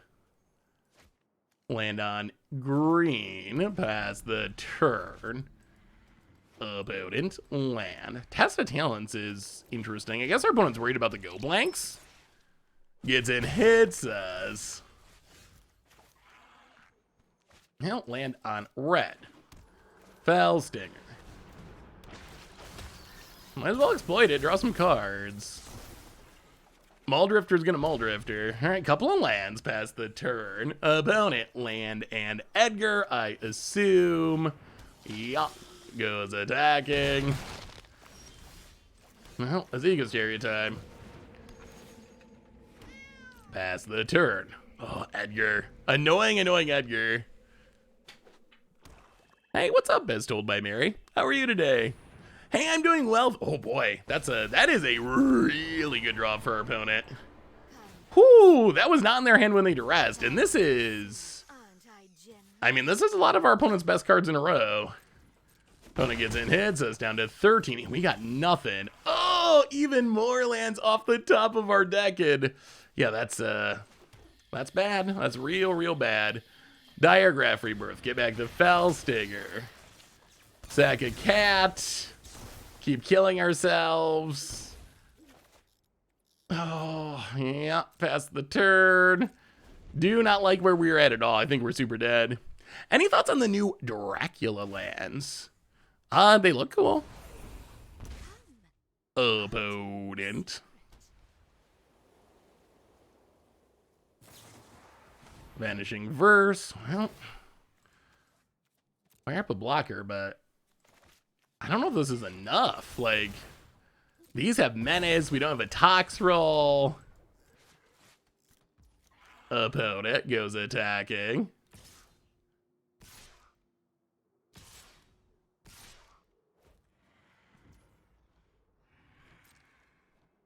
One, two, three, four. Oh, we're oh yeah. We're dead. I think Return About the Tide is a pretty underestimated card at the moment. A turn 4 reanimation can be pretty good. Do what I demand. Duress. There were many times when that would have been a good card. I don't think this is one of them. Tovolar Huntmaster.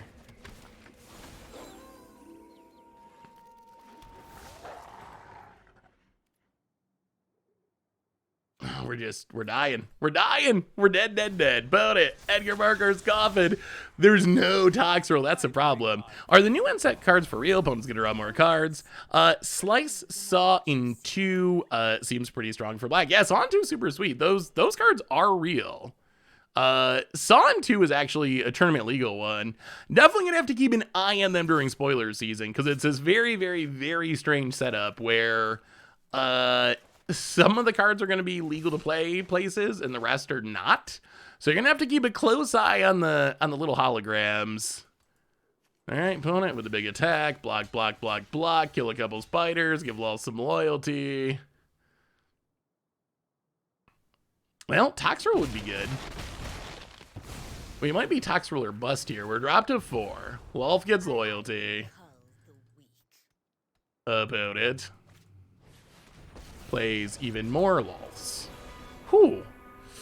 Well, it is unfortunate that our opponent's top decks were so strong. I mean, are we dead? Duress you. It's a land, okay. Well, Tovolar's Huntmaster number 2, I guess. No attacks. Coffin does its thing. Opponent. Land. Oh boy, Toxro would do some serious work on this board. It would do some serious work. Opponent gets in. Gets in.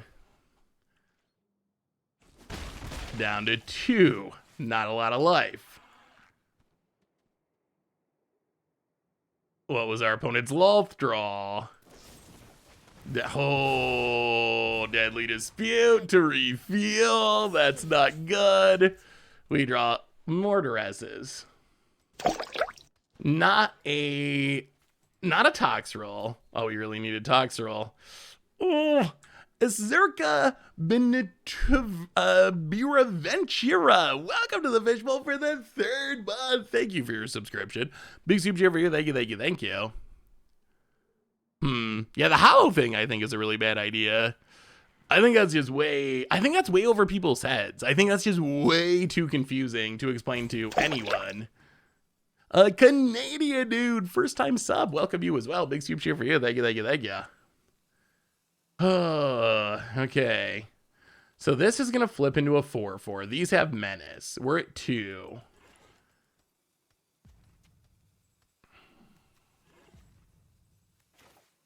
Well, duress you, I guess.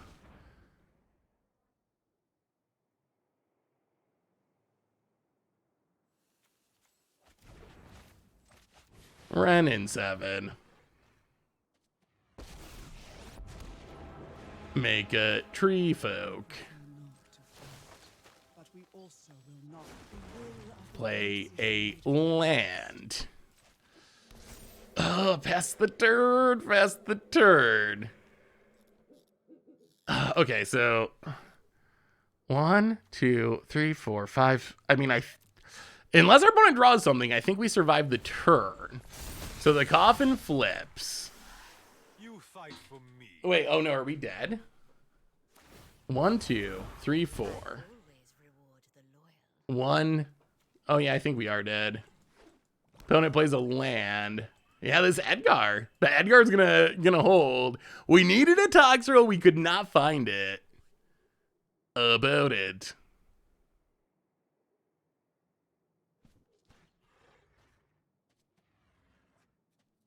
Well, we'll see. I mean, I think they have lethal if they swing out. Opponent does swing out. Wait, on second thought. The Menace Spiders. Okay, does not swing out. Well, we live a turn. We live a turn. We block the eye twitch. We go to 1. Not dead yet. Eye twitch could have learned a lesson. I mean, this has it. We gotta fight Toxrill. That's the only possible chance. Mascot Exhibition. Cast it. We draw Aghadeem's Awakening. That's not gonna be enough. Well, take up Ren. Toxrill, please. Oh, so we're a 22 land deck. 1, 2, 3, 4, 5, 6, 7, 8, 9, 10, 11, 12, 13. Oh my God, so many lands. Yeah, that does it. Oh, brutal. Yeah, the problem is a lot of their board has menace. Boy, we have been playing nonstop grinding control decks. Oh, we're super dead. How are we not dead? They just have too many creatures, though. Like that's the problem.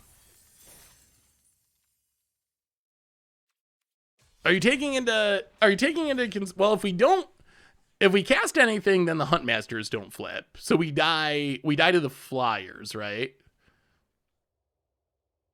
The spiders have menace. Maybe I miscounted. I'm pretty sure we're dead there. Because our opponent's stuff, remember, they have menace and they have flying. So there's not a lot of ways to get through that. You took out at least one Inkling and a Spider. Opponent. Well, we would also lose at least one blocker. We'd lose 2 blockers doing that. All right, well, Voldaren Epic here. Yeah, I don't know if this deck is that good. I think the deck's kind of neat, but I don't know. Maybe it's just the matchups. We have not gotten to play many many matchups outside of black-white control on repeat. So we haven't really gotten much diversity. It has just been the like 12 Wrath decks every single round. I feel like this is the deck that probably just wrecks random creature decks. But oh boy. All right, Meowth Massacre. Another one of those decks. We'll cast the Mulch. Get a land. Mill some stuff. Go attacking. Yeah, I feel like Mulch is pretty bad in this deck. About it. Layer the Hydra. And passes. Well, land in Azeka's Chariot.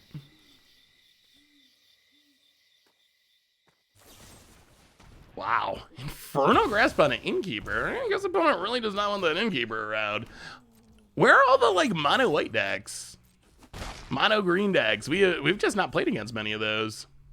I think mono white is, like, probably the most popular deck. Opponent. What about the red-black saga that reanimates? Huh, what do we do here? Well, fire up the Chariot. Go to combat. Go attacking.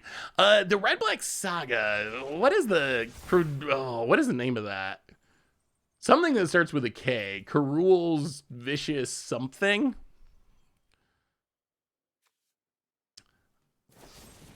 I feel like the problem is probably that it doesn't do anything for well, let's look it up. Does anyone know what the actual name of it is? Well, draw a couple cards. Yeah, we're hitting our lands today, that's for sure. Card Wars. Carter's Vicious Return. You can sack a creature. When you do, does 3 damage to any target. Each player discards a card. Return a creature from your graveyard to the battlefield with a +1/+1 counter. It gains haste. So I think the main issue is the first 2 lore counters just don't really do anything. I mean, they do kind of do something, but you need to be a pretty specific setup. I think if you're going to try to play Quarter's Vicious Return, you're going to have to build your deck in a way that those first 2 lore counters actually matter and do something relevant. So I think that's going to be the challenge. So you can see our opponent's playing some sort of reanimation deck, except they actually have removal. Our deck does not believe in removal, apparently, which makes me a little bit scared. I wonder if a more controlling, like, maybe every deck just needs to play like 14 Raz. I don't know what happens when you run into a control deck. I guess you just scoop it up on turn 2. But maybe that's the way of the standard. You just gotta play every Wrath possible. No matter what deck you're playing, you just gotta have 25 Raz. About it. Drops to 2. Anything relevant in our graveyard? Not really. Huh. I would love to win the game here. Winning this turn would be optimal. Now let's discard a land, draw a card. I mean, if we can hit a Fellstinger, we can win. Oh. I think this works. Epicure, Pigmeow. We have gotten some of the funniest burn wins with this deck. Darkpur Pathway. Agadeem's Awakening, Epicure. We have pieced together just like the funniest ways of burning people out with Epicures and Fellstingers. That's probably been honestly, that's probably been the highlight of this deck, is just how we've been able to piece together these really hilarious burn wins. Oh. Olivia would be great in this deck. I think so I like Olivia. We played Olivia for in Against Odds last week. And it was actually very powerful. my worry about Olivia in this deck is getting our reanimation stuff exiled. So far my experience with this deck is that we need to reanimate the same Tox roll like 7 times in a match to actually win. Like we just been, and maybe it's just the matchups that we've played. Maybe we've just played these really grindy matchups, but it feels like we just are like, play a Tox roll, kill your stuff, get our board wrath, later reanimate Tox roll again, try it again, and then later reanimate it again, try it again, and we just do that again and again and again and again until we are eventually able to win. And I worry that the exile clause of Olivia might get in the way of that. I really like Olivia if you can build a reanimation deck where you're killing your opponent in like a turn. Like in the Against the Odds deck, where you're like getting back Morogs to get an extra combat, to get an extra Olivia, to get back old Gnawbones or whatever. Like that's where I think Olivia shines the most. I think Tovolar Huntmaster is a pretty good target. I think Tovolar's Huntmaster is decent. Yeah, we can play this on black in Duratio. So I think that's a good one. Like, that comes back. That leaves the... Worst case, it leaves the wolves behind. Uh-oh, Scoot Swarm. Huh. Alright, this is... Well, I guess our Tox rolls can be an answer to that. So we're not in that bad of shape against it. Now, playing Innkeeper.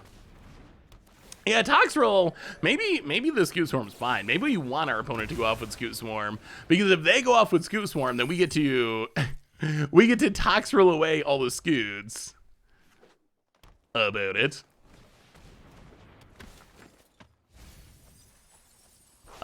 Rebirth is reanimation, yep. And play the land. The nice thing about Rebirth is it technically is 8 reanimation.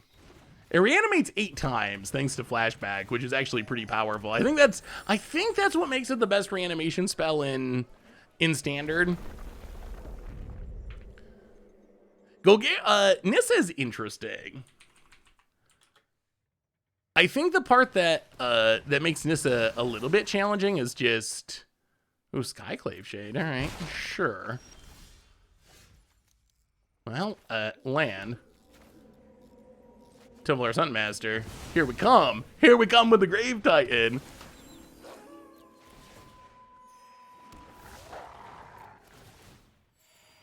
Trigger, Gates of Life, pass the turn, please flip. Oh, wow. All right, Ren off the top. That is a good one. That is a very good one.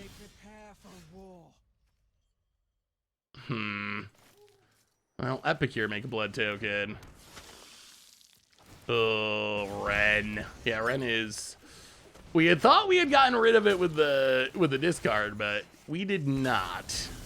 Draw a couple cards. Gonna need to find a Tox roll, and gonna need to find it soon. Another Epicure. Well, attack.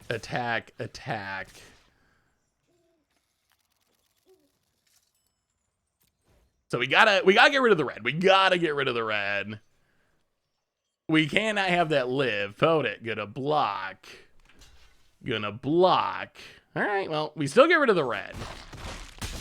So Ren dies, which is good. We can't have that sticking around. Opponent untaps. Whew, this is gonna be close. About it. Goes attacking. Sure, we'll take it. If you mill enough, Rebirth is consistently accessible. Yeah, I mean, that's part of the power of it, too, is you can mill it over and still use it. Well, I'd love to draw a Tox roll. I would love to draw a Tox roll. No Tox roll. Well.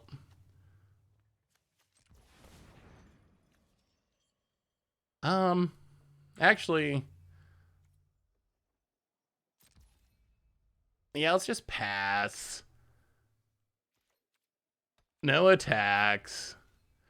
Tox roll wiping out the Scoot Swarms is the dream. That is the dream that we're waiting for. About it. Gonna Field of Ruin for some reason. sure. That's fine. Get the swamp. All right. Come on, Toxrill.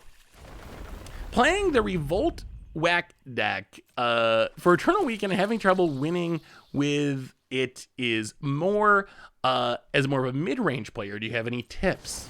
Cool. So you gotta be as aggressive as possible. That is, oh boy. Oh, please Toxrill, please Toxrill, please Toxrill soon. Opponent's out of cards. Opponent is temporarily out of card. Oh my god, Toxrill would be so insane. I think the most important thing is to be as aggressive as possible. It's not going to, I don't think it's going to be very successful as a mid-range deck. It's pretty much fully committed to getting the opponent to zero. Getting the opponent to zero as fast as it can. I'll play the chariot, make a couple cats. We really need this Toxrill. Foot nipple. Foot nipple. Welcome to the Fishbowl. Thank you so much for your subscription. Big super cheer for you. Thank you, thank you, thank you. Opponent. Going to mulch up some lands. Mills and Meat Master gets 3 lands. Okay. Plays. Oh boy, and this is a. Oh god. Oh, this is going to beat us. This is a strip mine. We don't have another basic. And that's going to make it very difficult to get Toxrill into play or anything. Discard Duress. Well, now we know we want every Toxrill possible. But yeah, our opponent we draw land. We untap. It's an Innkeeper, which I guess we cast. Yeah, we're dead, right? Opponent's gonna have 40.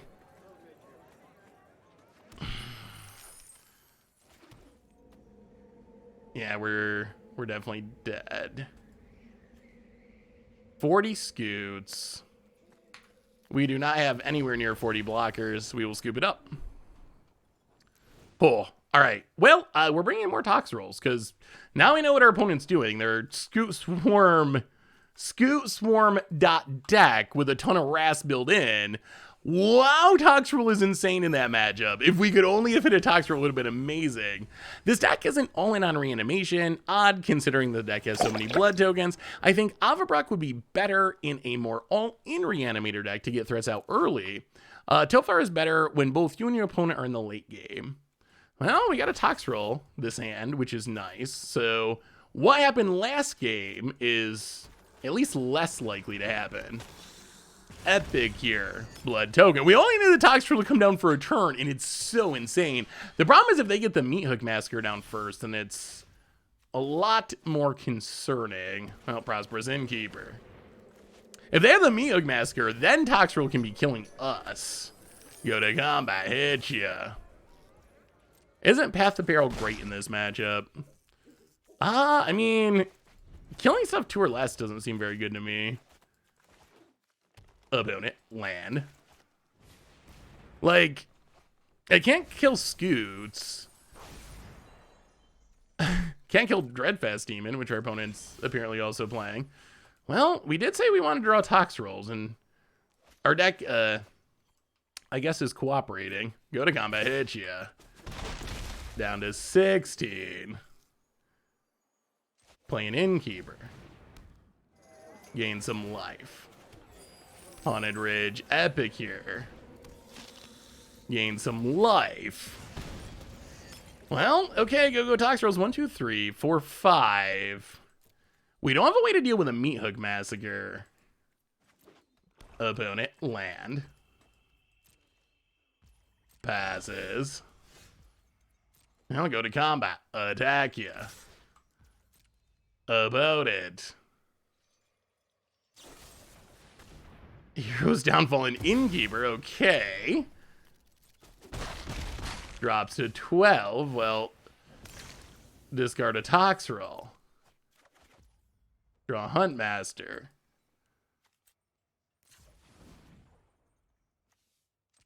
Discard a Huntmaster. Draw a Hunt. Well, there's all of our big stuff. All in a row. All in a row off the top of our deck. About it. Yeah, we don't really have board. Wow. Okay. Opponent is teched out with the reanimation hate apparently. Rotten Reunion. Spicy. Well, Tobler Huntmaster, that's what we got. Run it out. Yeah, we don't really have board clears for it though. That's kind of the issue. I mean, I guess in theory we can cast 6 mana version if we get a treasure token from Prosperous Innkeeper, but the only sweeper in the sideboard is Path of Peril, and that doesn't actually kill the Scoot Swarm. So our best sweeper is probably Toxroll. About it. Yeah, Go Blank's brutal here. All right, here comes the 6/6s. Now we draw a Duress. I mean, yeah, opponent's deck was kind of cute. It worked here. It definitely worked here. Well, I guess there's some upside to being the reanimation deck that has removal. So if we attack with everything, we just lose our board. But our opponent's going to make another 6/6. Toxroll, that reanimation hate, that Rotten Reunion is actually like really, really saving our opponent here. All right, yeah, that's it. Opponent. Thinking. I mean, it's fine as reanimation hate, I guess. It definitely did some work for our opponent in this game. Like, not being able to get back that Toxroll's a big deal. Opponent top decks the card that we just had them discard.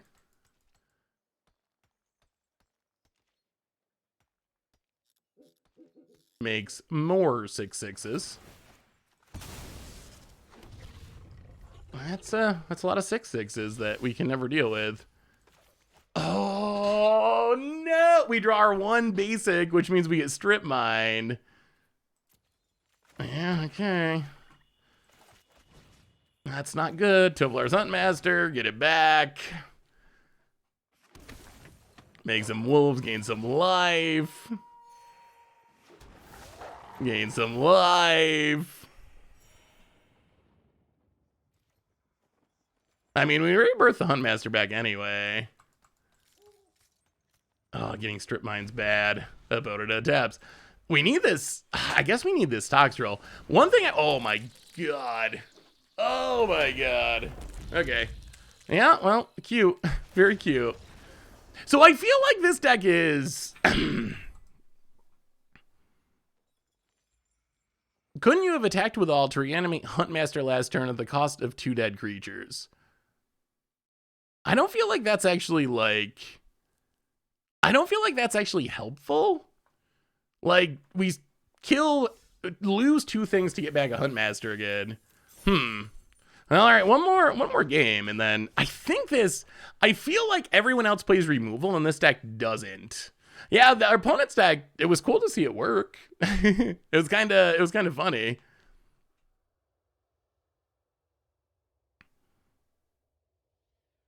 Yes, but you would have done 5 damage again and 1 extra wolf. Yeah, I mean, maybe we should have just jump attacked into our opponent's stuff.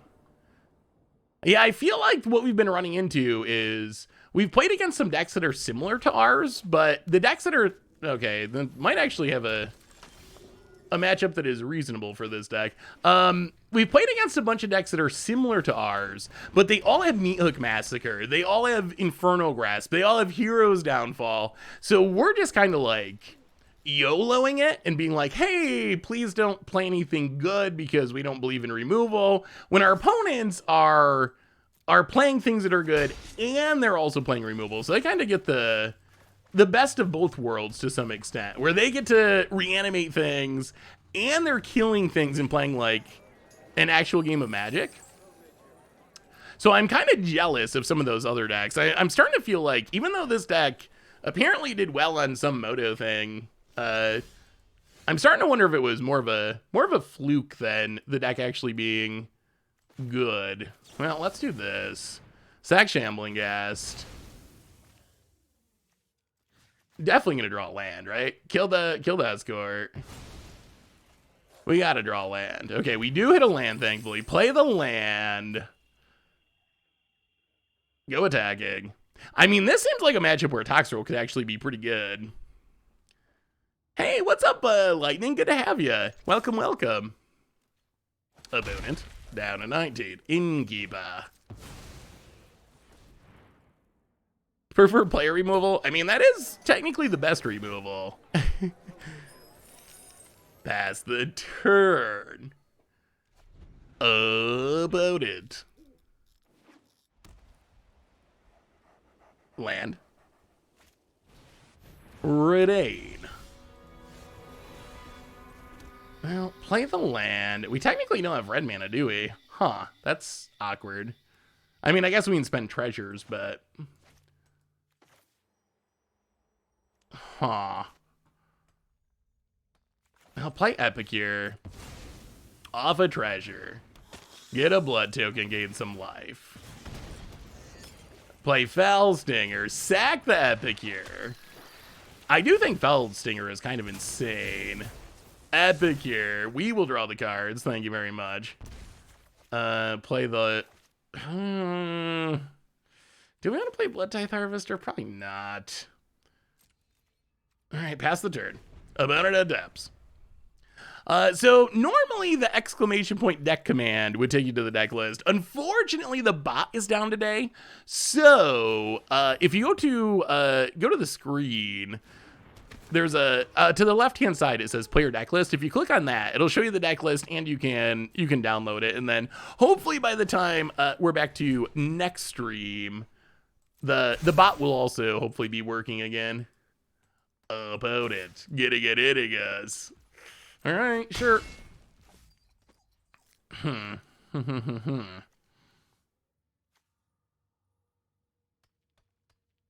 Blood token. Away, Epicure. Play a land. Templar Sunmaster. Get some triggers. Gain some life. Go attacking. Down to 15. Have you seen the Modern Ban Gauntlet on Moto? You can test your Modern Ban List theory. Yeah, the Modern Ban List event seemed cool. They definitely seemed like it could be worth checking out. The selection of decks was interesting. The Modern Ban List is really huge. There's like 47 cards on the Modern Ban List. So it's gotta be tough to narrow it down to just a handful. Opponent gets in with a Retain, hits us.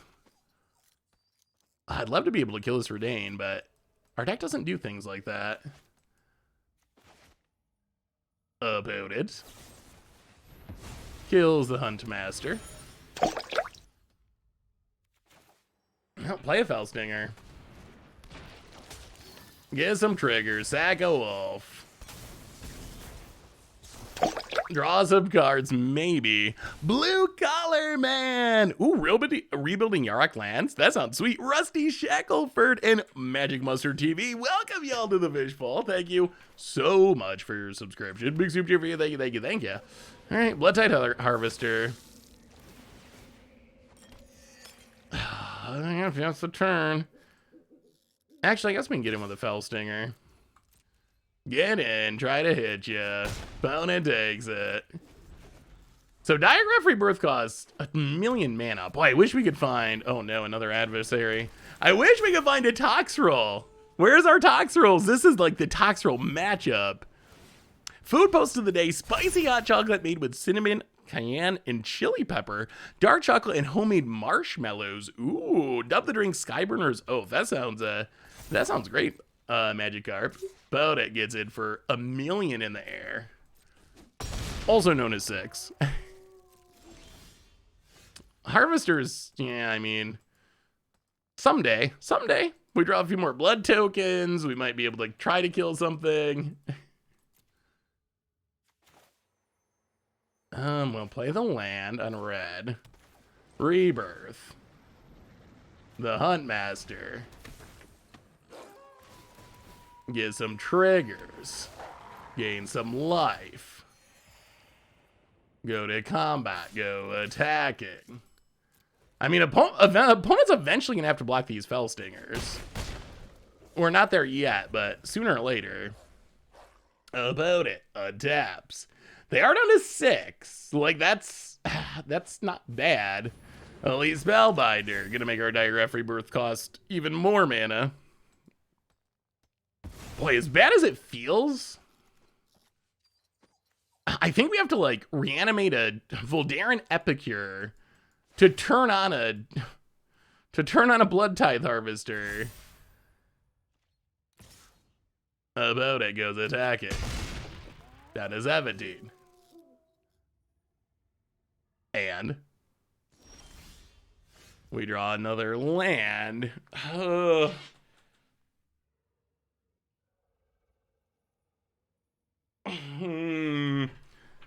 That feels like such a horrible line, but I feel like that might be the only realistic shot here. So Digraph Rebirth.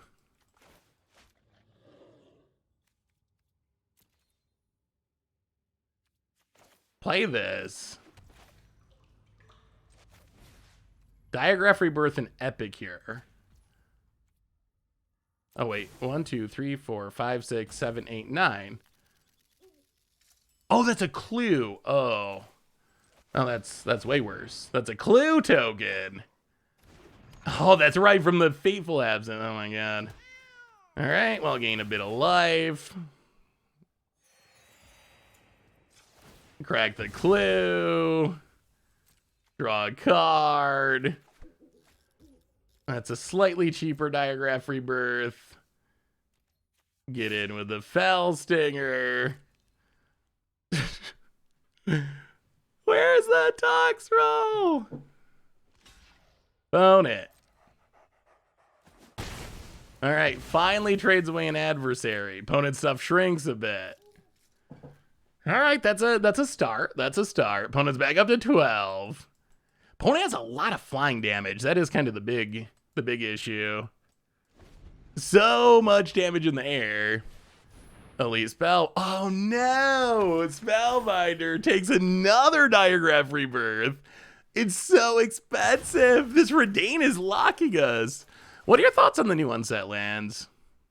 I mean, so I really like the shock lands. The basic lands, I mean, they're cool. Space isn't like a super big thing of mine, but they're fine. All right, opponent gets and hits us for a lot. We're dead on board next turn. That's not a great place to be. Dead on board in one turn is a tough one. Can we win this turn? That's the question. Is there a way we can win right now? We go to 11. We draw another Blood Tithe Harvester, which I guess does do something. So play Blood Tithe Harvester. That gains us some life, makes a blood token. And then Blood Tithe Harvester can kill this adversary.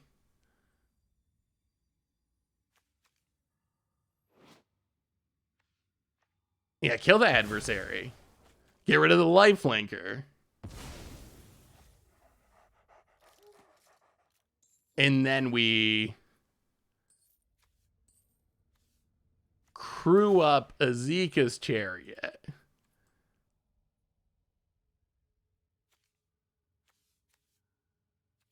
Crew up Azeka's Chariot. Go attacking. I mean, we're going for it. We're going for it. We're all in. We're all in on this turn. Go to combat. Swing with everything. Opponent has more Fateful Absences. That's a good one for you. Well, yeah, math is definitely for blockers at the moment. About it. Are you dead? Blocks. I mean, if enough stuff dies, we can cast 1,000,000 Digraph Rebirths because they're going to be getting cheaper for everything that dies. So we might be able to just reanimate our way out of this. Opponent blocks and blocks. And does not... Wow, greedy. Opponent left back their 1/1 Luminarch Aspirant and paid a very high price. Wow. Okay. So, well, we got there. Apparently math is not for blockers. Or at least not for our poor opponent. A little bit of math might have kept them alive for that attack. I mean, they were in really bad shape anyway. They didn't know about the diagraph rebirths, so they were in a pretty rough spot, just because if everything dies, then we cast all that stuff, Reanimator Graveyard, and our opponent's in trouble anyway. When did I get into MTG? I started playing Magic slightly after original Ravnica, so like mid 2000s. I started playing super casually. With friends. My roommate at the time is the person who got me into it. They got a big box of cards from like their mom's house when they moved off to college. They brought them over, and that's what I started playing with. And then slowly got more. I mean, I'm not like super competitive. I've never been someone who's like tried to do the pro tour thing and whatnot, but it slowly got more enfranchised and more competitive, especially after I started playing Magic online. That was the big revelation. When I started playing online, then I could just jam games all the time and try out different strategies. So that's what really set me down that path. So I played very casually for the first couple of years, or 2 or 3 years really. Well, Shambling has go. So yeah, how did you start, Layton? Yeah, I don't know about path. Ooh, that is good news. Hit you with the shambles. Well, we're gonna Fellstinger. We're going to exploit the shambling gas. Opponent misses their land drop. We get the treasure and we get to draw cards. That is good. That is very good. Mulches for days. Well, fill that graveyard. Show us that Toxer. Opponent finds a land which they desperately needed. The risk I took was calculated, but I'm bad at math. I'm right there with you, Glennick. I know the feel. I've done the same thing, where you think you block and you're all good, and then you realize after that you actually weren't. So I can empathize. Mulch. Mill nothing of relevance. Well, play the land on green. Mulch. Mill. Alright, Tovlar's Huntmaster, that's kind of something. Well, past the turn, opponent plays a land. Well, we got some whammies. So we got some big stuff that's coming. Maul this guy, Clave. Alright. Well, we don't actually have an answer for that. I'll play this.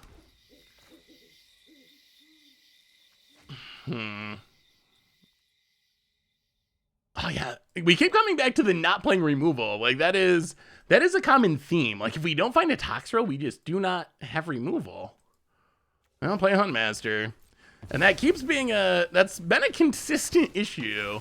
So I think the deck just needs removal. That's my biggest piece of feedback. Skyclave does nothing, but sure. Opponent plays a land, goes in, hits us, down to 10.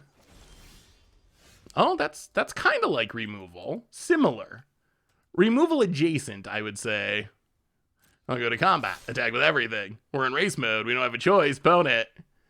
Skyclave. Going to block. Drop to 11. 2 things die. Well, alright. Tovlar's Huntmaster. Number 2. Can you beat 2 Grave Titans in Standard? Blood Tithe Harvester. Land on red past the turn. Opponent attack. Okay, double Grave Titan has got to get it done. Brutal Cathar. That's a good one for our opponent since we don't believe in removal. Well, they gotta hit the Blood Tithe Harvester, or else we just kill it and get it back anyway. So we kind of do have removal. The Blood Tithe Harvester is kind of removal. Oh no, Harvester is not legendary. It is a straight up Grave Titan. Usher of the Fallen, sure. Opponent hits us for 4. Down to 6. Gonna be close, gonna be close. We draw land. Play the land. 6. Well, kill this. Get back the Huntmaster. Go to combat. Attack with everything. Opponent's got a chump. Oh, opponent. No. I guess you can go to 1. I guess that technically works. Opponent gets smacked to 1. Counterintuitively, reanimate Prison Keeper. Azika's Chariot. All right, so we should be good. Pass the turn. We're up to 8. We don't die to a Mobile Skyclave. About it. They're a white deck. They don't have burn. They don't got Fell Stingers. I think we're getting there. About it. Luminarch's Pirate. Oh. Yeah, you're right. I guess that would have been lethal, wouldn't it? We've won so many games with the Bird Flag. This game I was just so focused on staying alive that you're right that we had multiple cards that would have been lethal with our opponent at 1. Unlikely that they have random life gain. Yeah, I mean, it's gonna work out the same. You know what? We'll do it that way. Boom. Ping. Why win now when you can win a turn from now? That is our age-old rule. Wow, boy, did they just reset the rank today? Jeez. We're gonna have to win some games.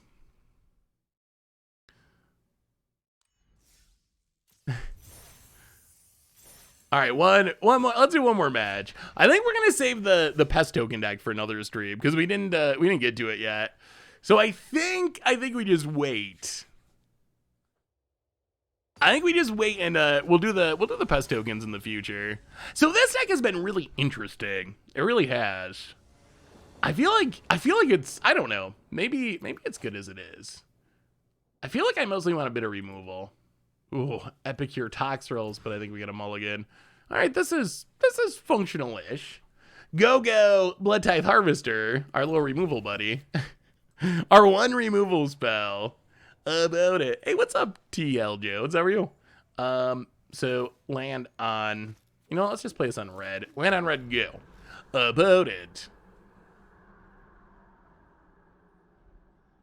What are you on?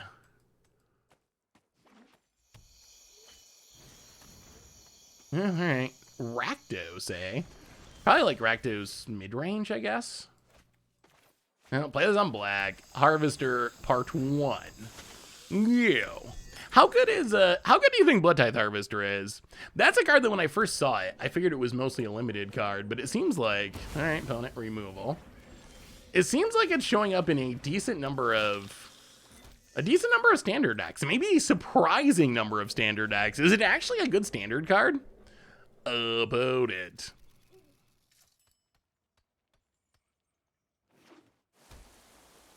Was this like Grixis Control? Well, go to combat, hit ya. More Blood Tithe Harvesters. I think we gotta discard this and see if we can just draw land. All right, we cannot. We draw an Epicure, though. Epicure, the hero of our last game. I've been running your Disturbed Spirit deck on the ladder. It's honestly the most fun I've had on Arena in forever. Hey, thank you, Always Thursday. Yeah, that deck is definitely super fun to play. I had a blast playing that deck. All right, we're going for it. They're probably playing counters, but oh, maybe not. All right, I don't know what our opponent's doing. Grixis, no counters, duress in the main deck. Feel like a Nicole Bolas Dragon God's about to come down.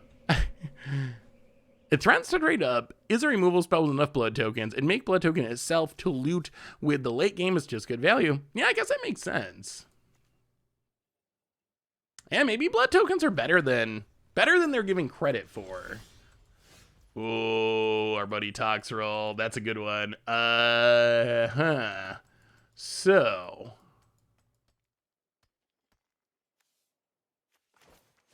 no, I mean, I guess we, you know what? Let's just attack. Opponent goes to 1. You got a counter now? Yes. Ping! Oh, someone's got to build a creature bird deck. Maybe we have to build a creature bird deck. By far, my favorite part of this deck is killing people with Felstingers and Voldaren Epicures. Like, that is far and away the sweetest thing that this deck does. It's just so funny. It's ridiculous. So yeah, that really makes it. We really need to just make a deck that's built around that. Is there anything else in standard that works like that? It can't be like Thermo Alchemist, because that needs spells. We don't have a Gray Merchant. We need some more like burn creatures, and we can just play a deck that's full on really janky bad burn creatures and hope for the best. Oh, all right. Huntmaster's on bottom. Well, all right. Still have no idea what our opponent's deck is. Wow, opponent's mulliganing literally into oblivion. And okay, well, that was easier than I expected. Huh. So what do we learn? What do we learn about this deck today? And ooh, the red dragon. Is there any? Let's look, actually. Let's look real quick. I'm curious. Fireblade Charger kind of works. It does have to die, but we can play a sack outlet or something. That seems possible. What? Okay, so creature damage? Or actually, damage and then filter by creature. So it's probably going to catch a lot of other stuff. Damage player? No.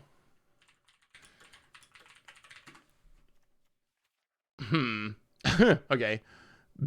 Ballista Watcher, 3 mana tap into ping. That's probably not exactly what we wanted. Hobgoblin Bandit Lord deals damage equal to the number of goblins that enter the battlefield to any target. Well, if you had enough goblins, that could work. Enters the battlefield, X damage to any target, where X is the greatest number of creatures you control that have a creature type. Oh, wait, that's any target? I mean, that's actually kind of a card. Bazaal Ravager, like, if you, again, you got to be tribal, but that could be a lot of damage in the right deck. Ill-Tempered Loner, that kind of fits the theme. Leyline Tyrant, that kind of fits the theme as well. It needs to die, but that would still work. When cast an instant sorcery or wizard, that's a little too much. Livia's Attendant, ping and make a blood token. That could be part of it. All right, I mean,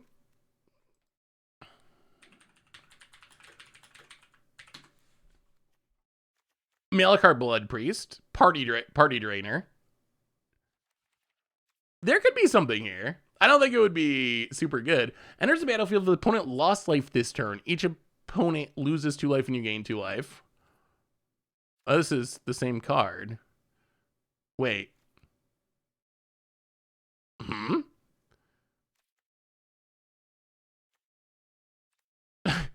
Why is this like, they're even both vampires? So they just inverted the stats and took away the drawback? Wow, arrogant outlaw is just like, seems way worse than vampire spawn. Yeah, that's, I mean, the power and toughness does switch. This has 3 power, 2 toughness. This is 3 toughness, is 2 power, but still, this has a big restriction and this doesn't. I guess noble. This one is a noble. I mean, there could be a janky deck here. There probably is like a funny budget deck. Maybe Annie could be the top end with the blood tokens. Annie does kind of work with the plan. All right, we're gonna try to build it. Not right now, but that is something that I think is worth building for sure. I think it's potential just because it's funny, like pinging with Epicures and Felstingers, especially Felstinger, because you usually don't want to target your opponent. I think it's actually a funny idea. But so what do we learn about this deck? And the deck was sweet. I still think it could use some removal. I think that's the biggest thing I came away with, is feeling like our only removal either has like Suspend 1 and Blood Tithe Harvester, or as Toxroll, which is good but really expensive. Even in the sideboard, we got some Path to Perils.